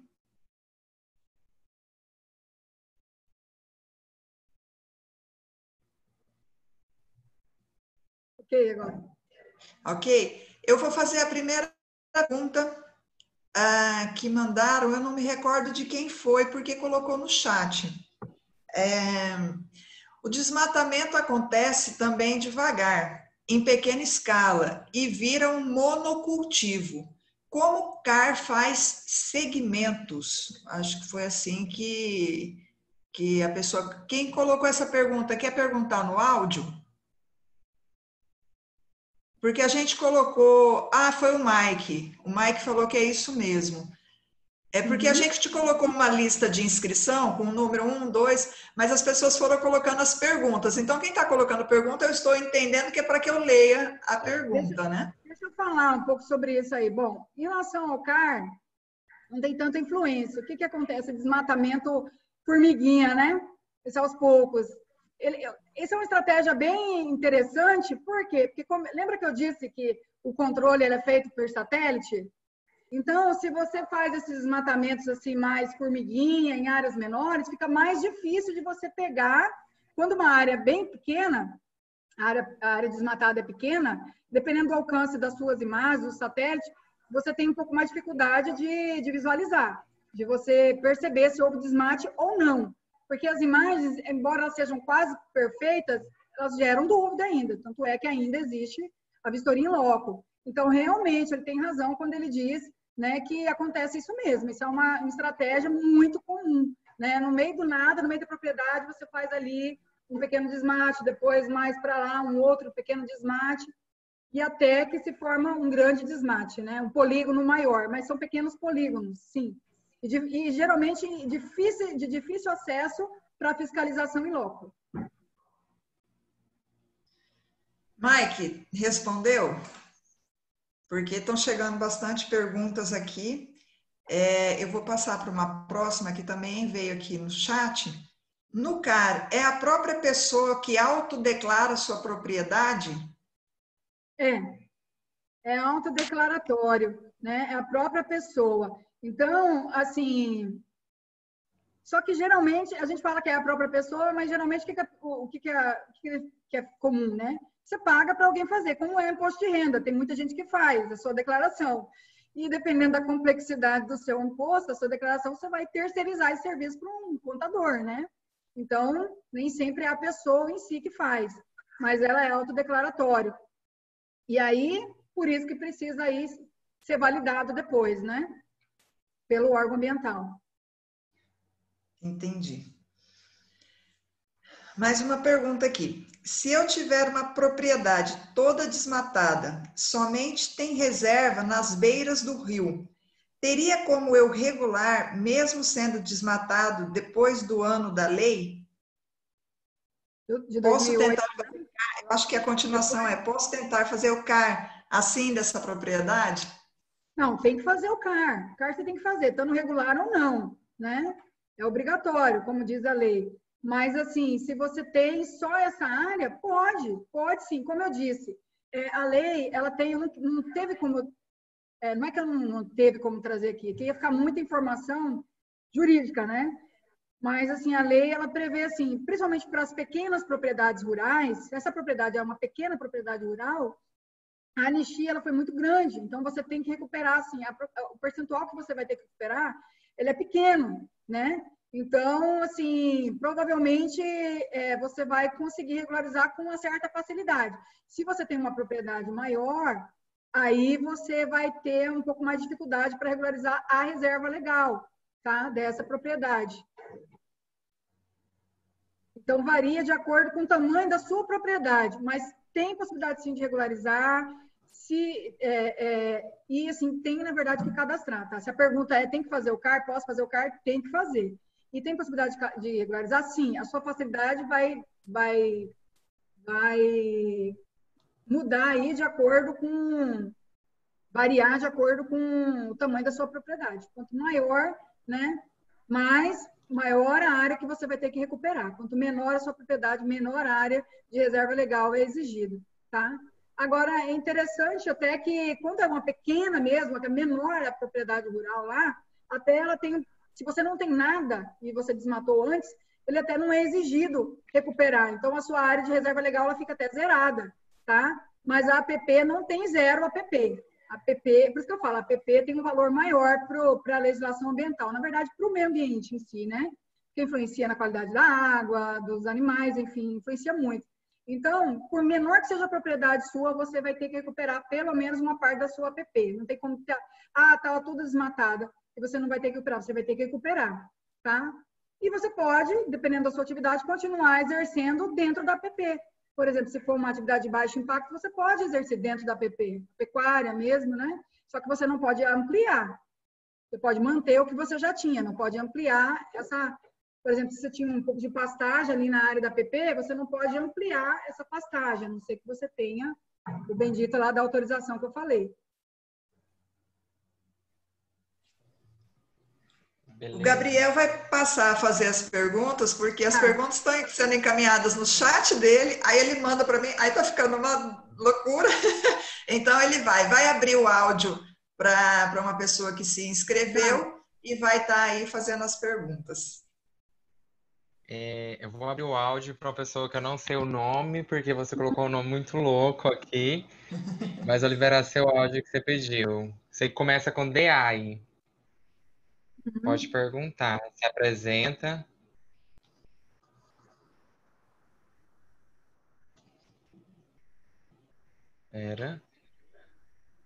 Eu vou te autorizar. Boa noite, é o meu? Isso, fica à vontade. Boa noite a todos. Gostaria aqui, sobre uma pequena colocação, as propriedades menores, elas são até 4 módulos. Na nossa região, eles vão à média de 80 hectares, ou seja, 320 hectares. Eu gostaria aqui de... Nós temos hoje, a SEMA emite um sistema de alerta do desmatamento, que é esse sistema que, inclusive, a doutora agora colocou para a gente aí. O DETER, né? Dentro desse desmatamento, nós temos aí as áreas de pouso, correto? E muitas vezes alguns proprietários eles têm interesse em fazer a limpeza dessa área de pouso. Nós temos aqui em Cáceres hoje, vamos colocar entre aspas, né? IBAMA, SEMA, JUVAM, Polícia Ambiental e Ministério Público. Esse sistema, ele funciona bem, perfeitamente. Eu acho assim que eles deveriam funcionar de forma alinhada. Por exemplo, a legislação ela diz que são 50 espécies, diâmetro da altura do peito, DAP, com até 10 centímetros. Com até, olha só a especificação da lei, com até 0,1, 0,2, 0,5, 0,8, 0,9. Aí, às vezes, a SEMA faz uma interpretação de 10 centímetros, a Polícia Ambiental faz uma interpretação de até 10 centímetros. Então, essa preposição aí de, até, para, muitas vezes deixa isso em dúvida. Eu gostaria de saber assim, qual seria a colocação do Ministério Público diante disso. Certo. Assim, hoje, graças a Deus, até eu já estou bem familiarizada com esses termos, né? No começo, toda vez que eu tinha que... Aliás, até hoje eu ainda consulto, né? Mas no começo eu consultava bem mais. Tem muitas coisas que a gente já vai se familiarizando. Isso que você falou aí é bem interessante e é um dos temas que mais surgem dúvidas, realmente, na análise do desmatamento. Vou tentar colocar de uma forma que vocês vão entender. Ele falou do pousio, então, né, eu falo pousio. O que seria isso, gente? Lembra que eu falei no início das áreas consolidadas também? Falei um pouco disso, das áreas consolidadas. Então, e aí, aquelas áreas que foram desmatadas até julho de 2008. Então, foi desmatado. Aí, lembra que eu falei que, na verdade, assim, tinha anistia, você teria direito à anistia, mas, assim, tem alguns requisitos, até para você também considerar uma área consolidada. Não é qualquer área, você tem que estar explorando pecuária, agricultura, turismo, rural, ecoturismo, silvicultura. Então, já tem que ver qual o tipo de atividade que você exerce na sua propriedade. Esse é o primeiro. Então, tem que estar explorando já desde antes de 2008, né? Ter desmatado, tem que estar no exercício dessa atividade e tem que continuar no exercício dessa atividade. O que acontece? Onde é que entra isso que o colega colocou aí? O que acontece? Você tem lá uma propriedade muito grande e você abriu toda essa propriedade, como eu disse, né? A notícia correu, ó, gente, quem desmatar até julho de 2008 vai ter anistia. O que eu fiz? Desmatei o máximo que eu pude. Então, eu tenho uma área grande, plantei pastagem, enfim, né? E aí, a pastagem, eu não sou da área, mas eu acho que ter várias pessoas da área aqui, mas a pastagem tem que ter reforma de pasto, né, gente? De tempos em tempos você tem que reformar, você tem que, né, agricultura, enfim, tudo isso, você tem esse período. E aí, o que acontece? Passou um tempo, então, em 2008, nós estamos em 2020. Essa área consolidada, isso que foi considerada área consolidada, não quer dizer que você desmatou antes de 2008, que dali para frente, se você não abrir mais, se você não continuar exercendo essa atividade, que você tem o direito de hoje estar desmatando aquela área que foi desmatada lá em 2008, tá? Que você tem o direito de fazer isso hoje sem pedir autorização. Esse pousio, que são 5 anos, né, de pausa, o que acontece? Você tem um período para estar parando ali a sua área. Então, durante aquele período, eu dou um descanso para aquela propriedade. Depois desse período, eu tenho que trabalhar. Porque se eu não trabalhar, o que acontece? Se eu não trabalhar essa área, vai acontecer o quê? Regeneração. Ela começa a regenerar. E aí entra a dúvida que o colega falou, né? Desse DAP aí, desses diâmetros. Como é que... Você está certíssimo quando você diz é polêmico, é complicado. Na verdade, não é só uma questão de prazo. Deu 5 anos, né, do pousio, não é só isso. Acho que a sua pergunta é assim, como é que eu sei se houve desmatamento ou não? Não é isso? É isso que você está, mais ou menos isso que você quer saber? Assim, dentro da atuação? Então, para eu saber se houve desmatamento ou não, numa área que foi aberta antes de 2008, eu preciso saber, tá? Ela foi aberta antes de 2008. Continua a trabalhar nessa terra? Não continuou. Terra, né, como a minha área era uma fazenda muito grande, eu abri toda e eu não consegui reformar todos os espaços e a vegetação cresceu, enfim, e começou a surgir os indivíduos arbóreos, né? E eles vão crescendo e tudo mais. Isso varia de região para região, de propriedade para propriedade. O que vai acontecer? Se a fiscalização ambiental, como ele falou lá, né? SEMA, Juvan, for lá no local e disser, não, isso aqui é uma mata em regeneração, é uma mata em regeneração. O que vai acontecer? Ele vai autuar por desmatamento, tá? Ele vai autuar por desmatamento. Mesmo que, e aí a minha leitura é, mesmo que ela tivesse sido aberta antes de 2008. Por quê? Porque ele não trabalhou aquela propriedade. Então, se ele não trabalhou, a mata regenerou, começou a regenerar, ainda que não esteja concluída a regeneração. Tá? Mas se ela está em fase de regeneração, aí eu entendo, então, que houve um desmatamento. Mas isso é caso a caso. Concordo com você, é um tema polêmico, não é fácil, né? Não é a olho nu que as coisas acontecem. Geralmente, quando é algo assim, bem assim, né? Bem difícil mesmo, às vezes são feitas assim 2 perícias, pelo menos, para a gente chegar aí um parecer final, porque eu não sou dessa área, então não sou eu que vou dizer se está em regeneração ou não, mas eu preciso que alguém me diga se está ou não. Se disserem para mim, está, mesmo que seja antes de 2008, o meu entendimento jurídico é que é desmatamento, tá? Valeu, Gabriel. Você quer falar mais alguma coisa, Helder? Seu microfone está Então, liberado. Como, na verdade, a dúvida diante dessa interpretação da legislação, que um sistema coloca que, por exemplo, eu fiz uma limpeza de pastagem na minha propriedade e coloquei galhos finos com 2, 3 centímetros de DAP, né? Aí a gente tem, por exemplo, a Politec, ela vai lá, faz essa análise e detecta que deu os 3 centímetros de DAP. Na autuação da SEMA, da Polícia Ambiental, da Juvan, ela colocou que tinha mais do que 50 espécies de 9 centímetros de DAP, sendo que a lei ela fica de até 10 centímetros de DAP. Então, assim, eu gostaria de saber qual seria o entendimento do Ministério Público, né, nessa controvérsia de perícia, tanto da Politec quanto da SEMA ou de algum órgão fiscalizador, se isso seria favorável ou não. Porque às vezes não é um desmatamento, e sim uma limpeza. Só que o órgão ele faz a interpretação, às vezes, da forma que ele entende que tem que ser. Você tem razão. Na verdade, eu sempre digo assim, o meu trabalho é defender o meio ambiente, mas isso não quer dizer que a gente tem que fazer isso de qualquer forma, né? Contra, inclusive, a lei, enfim. Então, não é esse o nosso objetivo. O que eu posso, assim, sugerir, digamos assim, né? Como eu disse, é um tema polêmico. O que acontece? Né? Disso que você me falou, muitas vezes a perícia também ela pode ser tardia.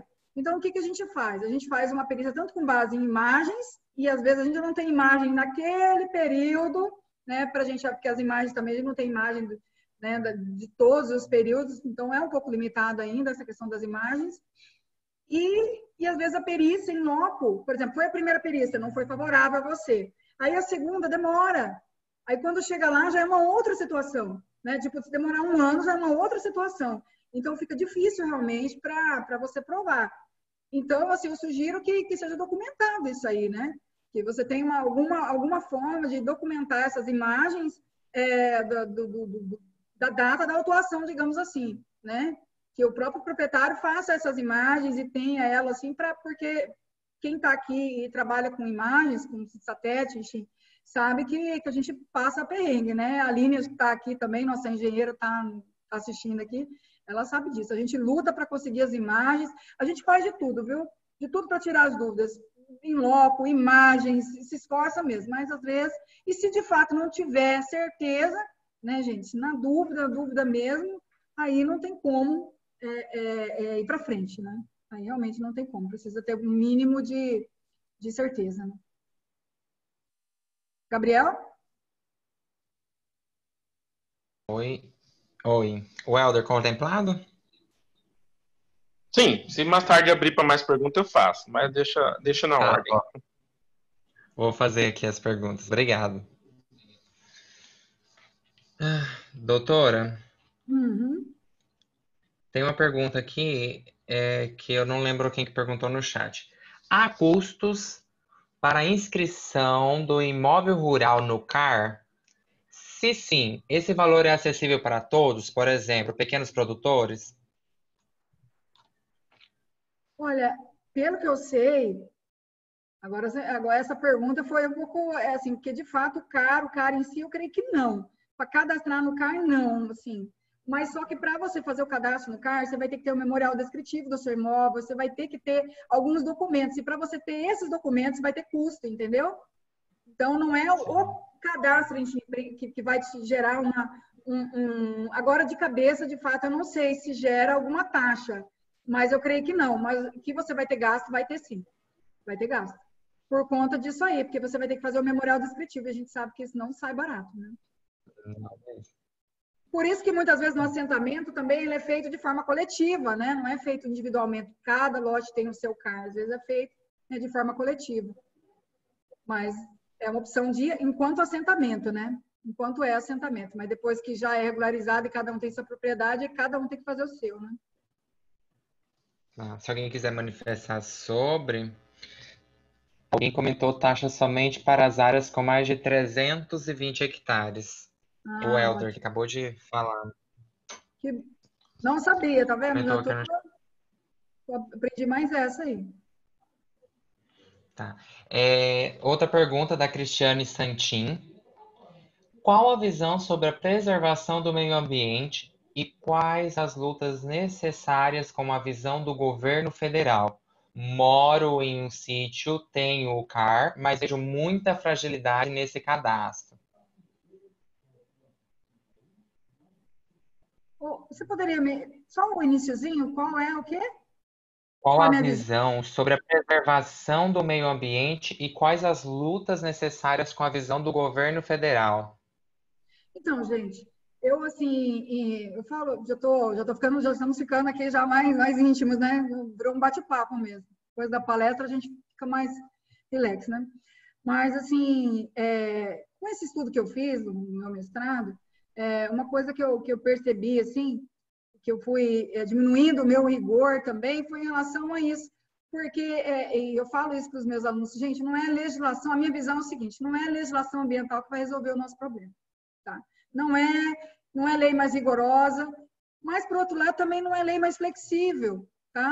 Porque, assim, em 65, o que eu aprendi lá no meu estudo? Que o Código Florestal de 65 era um código florestal bem mais rigoroso, mas, por conta disso, havia uma obediência, né? Não aconteciam desmatamentos? Não, havia muito desmatamento, tá? E aí veio o Código Florestal de 2012, tanto é que havia tanto desmatamento que houve anistia, porque se não tivesse desmatamento, não tinha por que ter anistia.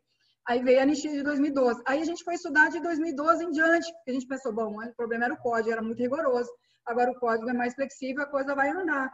E não, a gente está vendo que o desmatamento voltou a acontecer. A gente acabou de ver aqui notícias de 2020, né, que o desmatamento está aumentando. Então, é algo assim que realmente não é a lei que vai resolver. Então, como que resolve essa situação? Resolve assim, não é a lei, não é punindo que se resolve, tá? Mas é com incentivos. Então, por isso que quando acontece uma autuação dessa e vai lá para o Ministério Público, a gente procura sempre tentar ajustar a conduta, procura sempre trazer isso que aconteceu para a realidade daquele que praticou aquele ato, tentando fazer com que essa recomposição ambiental seja factível para quem praticou esse dano ambiental, tá? Trazer para a realidade dele.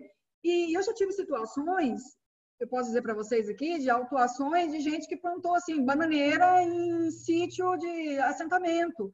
E aí, minha visão é que no primeiro momento, muito lá distante, eu até considerava que isso, nossa, desmatou e plantou bananeira. Hoje eu já vejo com outros olhos. Espera aí, gente, nós temos que ver o seguinte, é sobrevivência, né? Economia familiar, é uma outra situação. E a própria legislação também, ela tem esse viés. Só que muitas vezes, como o colega falou ali, vai da interpretação. Então, quem tá aplicando a lei, ela tem que ter esse viés, ela tem que ter essa visão mais flexível, de saber o quê? Que só punir, só multar, multas altas, a pessoa não paga e fica por isso mesmo, o dano ambiental continua lá, né? Então, não é assim que se resolve. E tem coisas que são realmente, não vou dizer insignificantes, mas assim, que não devem ser objeto de autuações. Então, isso aí é o dia a dia que a gente vai construindo. E eu acho que o segredo está realmente no mercado. Enquanto o mercado interno não for mais exigente, o mercado externo não for tão exigente com relação às propriedades rurais, a gente não vai conseguir aí melhorar as nossas taxas de desmatamento. Gabriel? Beleza. Teve uma pergunta sobre os 14 CARs validados. Eles abrangem apenas os limites de Cáceres ou abrangem as cidades vizinhas como Mirassol, Porto Esperidião, Rio Branco, etc.? É da Eliane Cardoso. Tá. Vou voltar aqui. Não, é só de Cáceres, viu? Só de Cáceres. 1.900 só de Cáceres. São dados do SINCAR. Isso. Beleza. Professora Isabel de Diamantino. Ela fez uma pergunta no seguinte sentido. Ontem, no sábado, a Polícia Rodoviária Federal apreendeu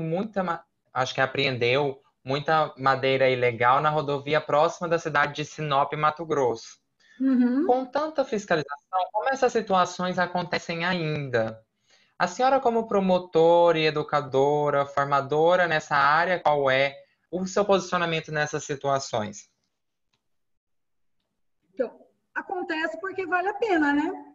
É o que a gente fala assim do crime de forma geral, né? Porque assim, foi apreendido, né? Digamos assim, que aconteceu isso aí e foi apreendida aí essa madeira. O que acontece? Os crimes ambientais, ninguém vai preso por crime ambiental, né? As penas são baixas, começa por aí, né? As multas, aí tá. Muitas vezes quem é pego com aquela madeira lá é um coitado, é um motorista, é alguém que não tem muitos recursos e a gente não consegue chegar de fato aos grandes, né? Então, as operações assim na área ambiental, elas só dão certo realmente, elas só têm assim um grande impacto quando a gente pega os cabeças do esquema, né? Porque se você apreende uma madeira ali, você vai ter perda só da madeira, né? E essa perda, esse prejuízo já está computado no lucro deles, né?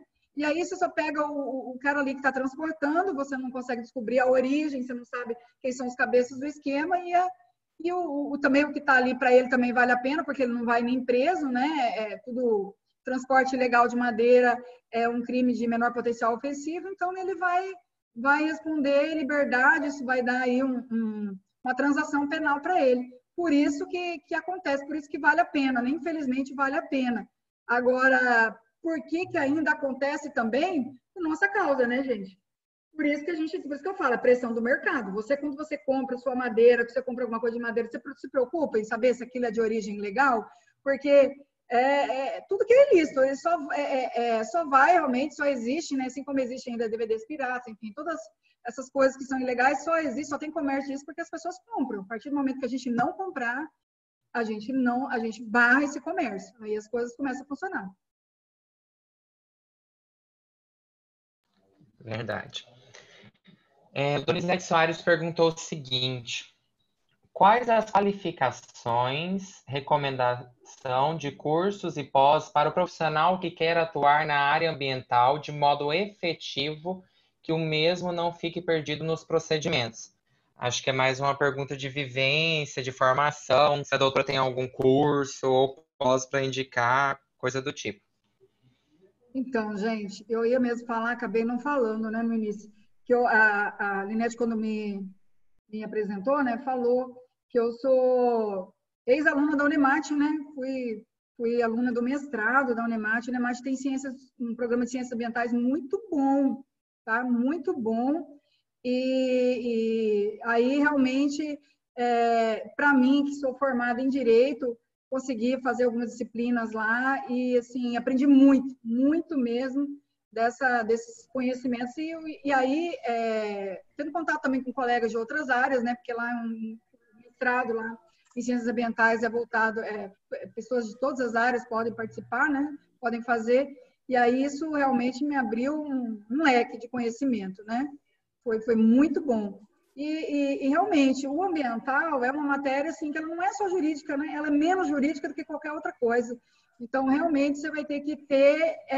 eu indico, assim, em termos de curso, eu indico muito o curso de Ciências Ambientais, tanto mestrado como doutorado da Unemat, excelente curso. Assim, para quem não... E outra coisa é ler mesmo os regulamentos, tá? Ler o Código Florestal, ler as instruções lá da SEMA, as instruções normativas do IBAMA, do CONAMA, na verdade, né? E aí você vai se colocando a par disso aí. Mas eu, que já não estava aqui, que me considero até um pouco atualizada, agora para fazer essa palestra, comecei a pesquisar aí sobre o CAR e percebi que tem vários projetos de lei, tiveram, inclusive, alguns foram encerrados, sobre CAR. Eu nem sabia disso. Inclusive, alguns, assim, querendo o licenciamento, teve um até de autoria de 2 senadores, um deles é o filho do Bolsonaro, que queria implementar o licenciamento automático, né? Então, você entra com o pedido de licença ambiental. Se em determinado prazo não foi deferido a sua licença, automaticamente você tem autorização para exercer sua atividade. Então, é isso, através mesmo de pesquisa e leitura. Não é um tema fácil, mas dá para agir sim. Dá para aprimorar sim. Agora, sem ler, não dá para atuar não, gente. Não façam isso. Não tentem atuar sem estudar muito. Doutora, uma menina, eu perdi o nome dela aqui. Você poderia passar no meu e-mail a indicação do seu trabalho, citação, que mostra que não é a lei nem a punição que impede o desmatamento, e sim os incentivos.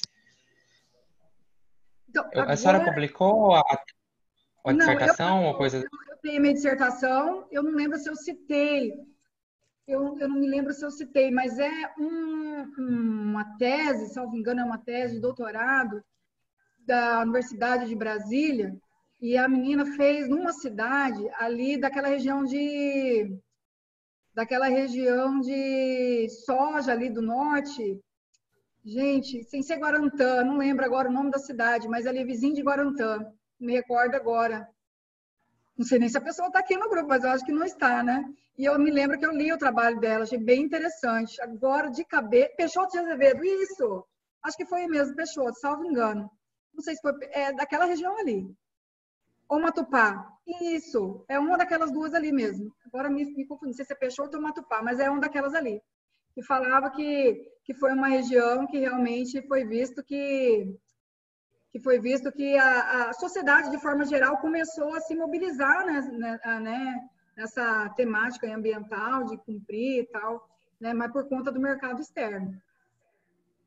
Posso depois disponibilizar. Amanhã, se eu puder passar para você e divulgar amanhã, pode ser?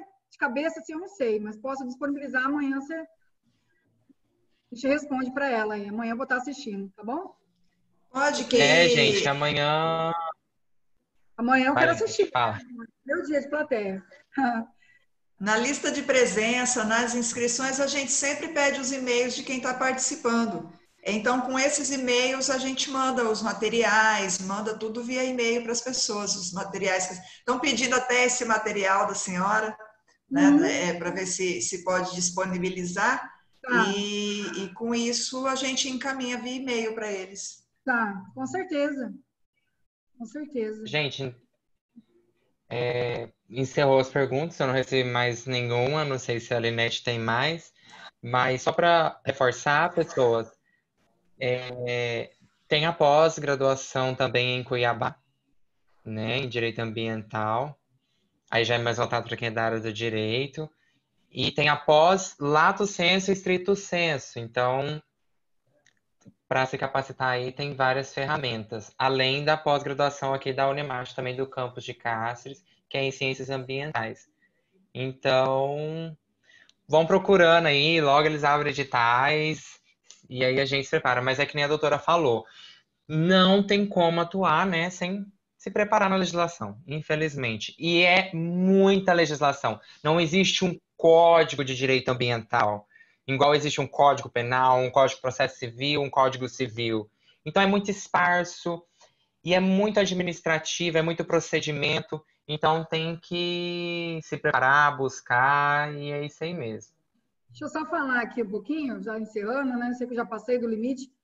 Uma dos projetos de leis que eu vi, depois vocês podem até procurar saber, nós estamos num governo bem liberal, então a tendência é vir muita legislação mesmo, principalmente para flexibilizar, né? E uma das que eu vi que está em andamento, e há comentários também na mídia, aí, nas notícias, é em relação a reduzir a área de reserva legal na área da Amazônia, tá? Essa área que eu falei de 80%, eles estão lutando para isso aí, né? Alguns estados têm projeto de lei nesse sentido aí. Vamos ver o que vai acontecer. Temos que acompanhar. E que venham outras semanas de meio ambiente, né, Linete? Parabéns mais uma vez. Ah, com certeza, assim, há muitas propostas. Semana passada nós encerramos aí um ciclo de palestra internacional. Tem até colegas da especialização em Direito Ambiental e Urbanístico da UFMT. Foi uma parceria entre o UFMT e o UNEMAT, e os professores ficaram bastante animados. Só que para aquela palestra, a plataforma, o número de inscrições era muito pequeno, muito pequeno. Então, mas virão novas palestras aí, novos debates, a gente pode estar colocando outros formatos, um formato de debate também fica bastante interessante. E, doutora Liane, assim, eu só tenho a agradecer, foi muito enriquecedor. Sim. Tem mais uma pessoa querendo falar no áudio. Ah, então tá. Então, não encerro ainda, já que a gente tem um tempinho. Segura aí. Vamos agradecer, não? Diga. Isso é bom, né? Significa que o pessoal está interessado. É uma pessoa que fez mestrado, fez doutorado aqui nas ciências ambientais, é doutoranda agora. Legal. Ah, sim. A chefa da porra toda. Quem que é? Fala, Evelyn. Ah, sim. Nossa coordenadora do curso de Direito lá na FAPAM, professora do curso de Direito da UNEMAT. Eu ia até falar nela, Fé. mas não tinha certeza se ela estava aqui ou não, né? Então nem falei, tá vendo?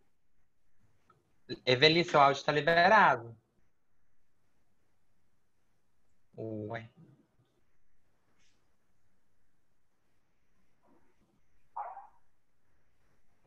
Eveli, Não cadê sei o que que você? Eu acho que a internet está ruim para todo mundo aqui hoje, né? Nossa, a internet não está ajudando. Enquanto isso, tem uma informação aqui no chat. Fala assim, não seria melhor, ao invés de esperar o proprietário rural fazer o CAR, os órgãos ambientais, em parceria com alunos, visitar e mapear essas propriedades e registrar, enfim, ver o que tem de mata e madeiras e conceder autorização, e assim o governo recebe impostos? É o Hélio que está fazendo essa pergunta, ou colocando essa sugestão Reflexão. de Uma chamar os alunos, Então, né, para participar. não exatamente assim, né? Bem até diferente, mas assim, para agilizar, a SEMA contratou, né? Fez contratação temporária de várias pessoas lá para fazer essa análise do CAR, né? Pelo menos disseram que fizeram, né? Não sei se deu tempo, porque Oi. depois do Covid, né? Oi, Eveli. Agora eu Estão acho me que vai. escutando agora? Sim. Sim. Oi. Pode falar, Evelyn. Pode falar? Estão me escutando? Ai, desculpa, mas essas tecnologias às vezes deixam a gente na mão, né? Eu quero agradecer a Linete, a doutora Eliane. Foi ótimo.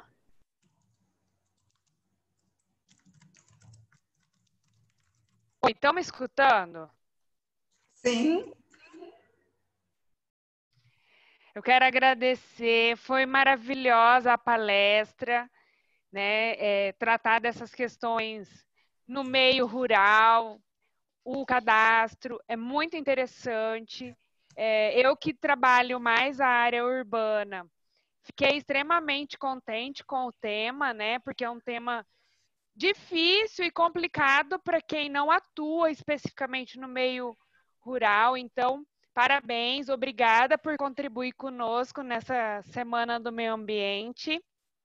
Eu estou muito feliz. Obrigada também a Linete. Eu só quero agradecer vocês duas pelas falas e Linete pela coordenação do evento. Parabéns. A gente que agradece. Eveli também será palestrante essa semana, né? Essa semana está cheio de gente aí dos mais alto gabarito para estar conversando conosco sobre meio ambiente. É muito bacana, é muito gratificante. Quero agradecer também o Gabriel por tornar a nossa sala mais light, digamos assim, né? Um ambiente mais alegre, mais assim, né? Mais tranquilo, porque é tenso, né? Falar aqui. E ele deixou a gente mais descontraído, nos ajudou bastante aí, auxiliou. Obrigada, viu?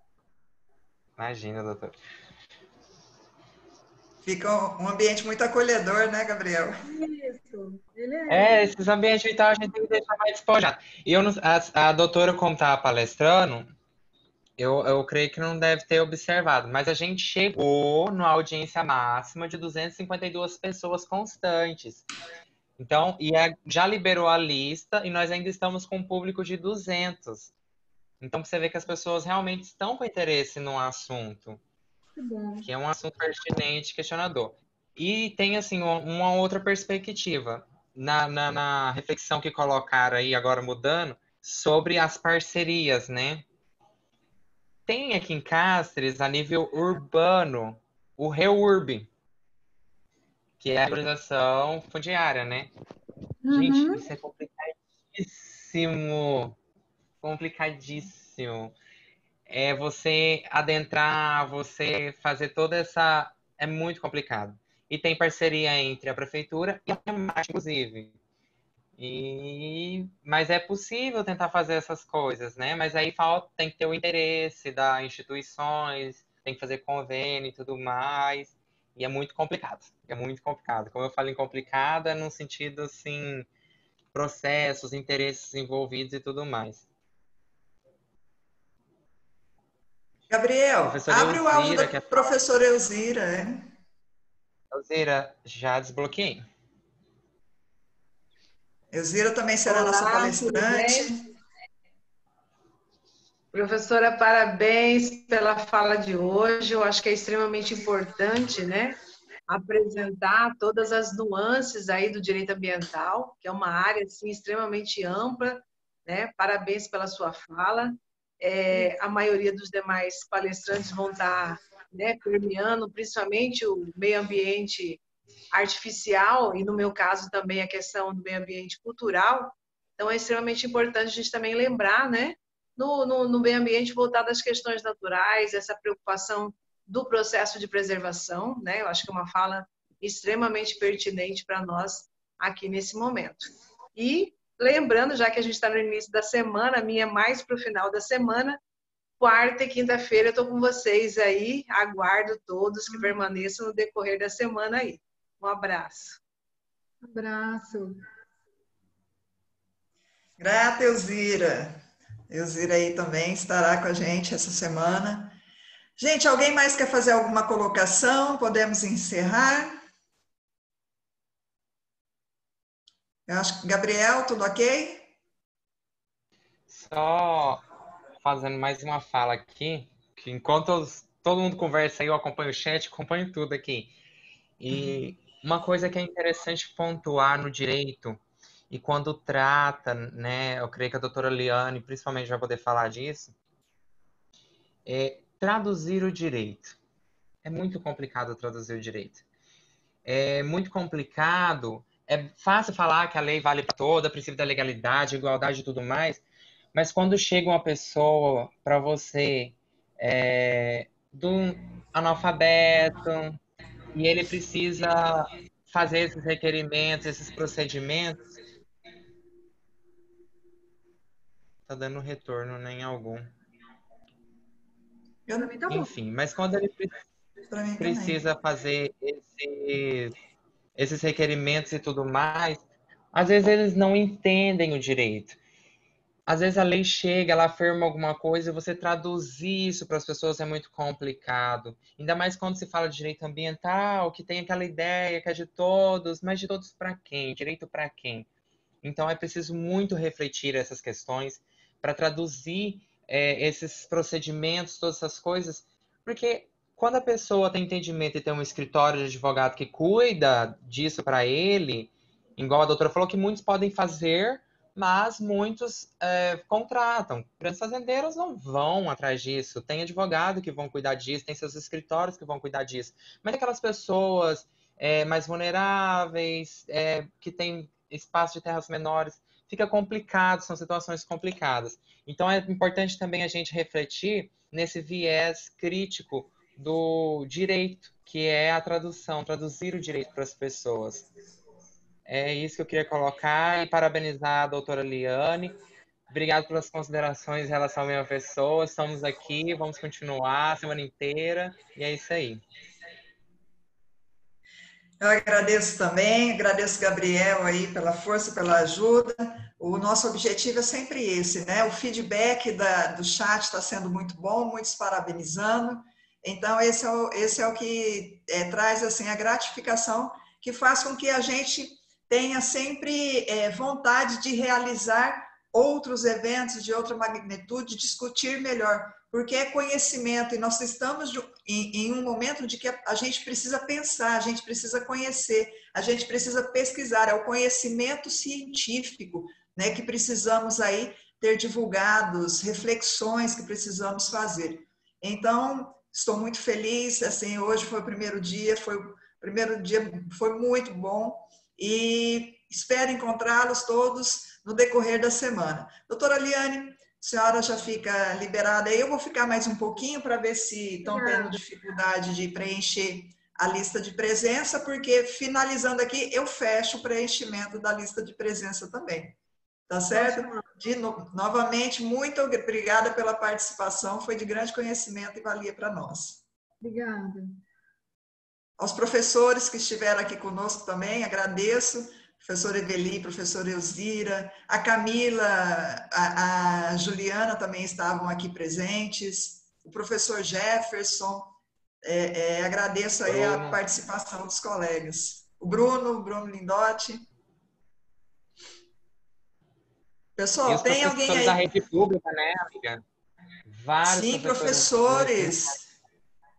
Espero aí que né, a gente possa contribuir aí um pouco para elucidar algumas questões aí que venham a ser tratadas, né, pelos professores, fazer pelo menos reflexões. Alunos nossos da FAPAM, da UNEMAT. Eu acho que agora não precisa, pode parar a gravação, né, Gabriel? Vamos encerrar.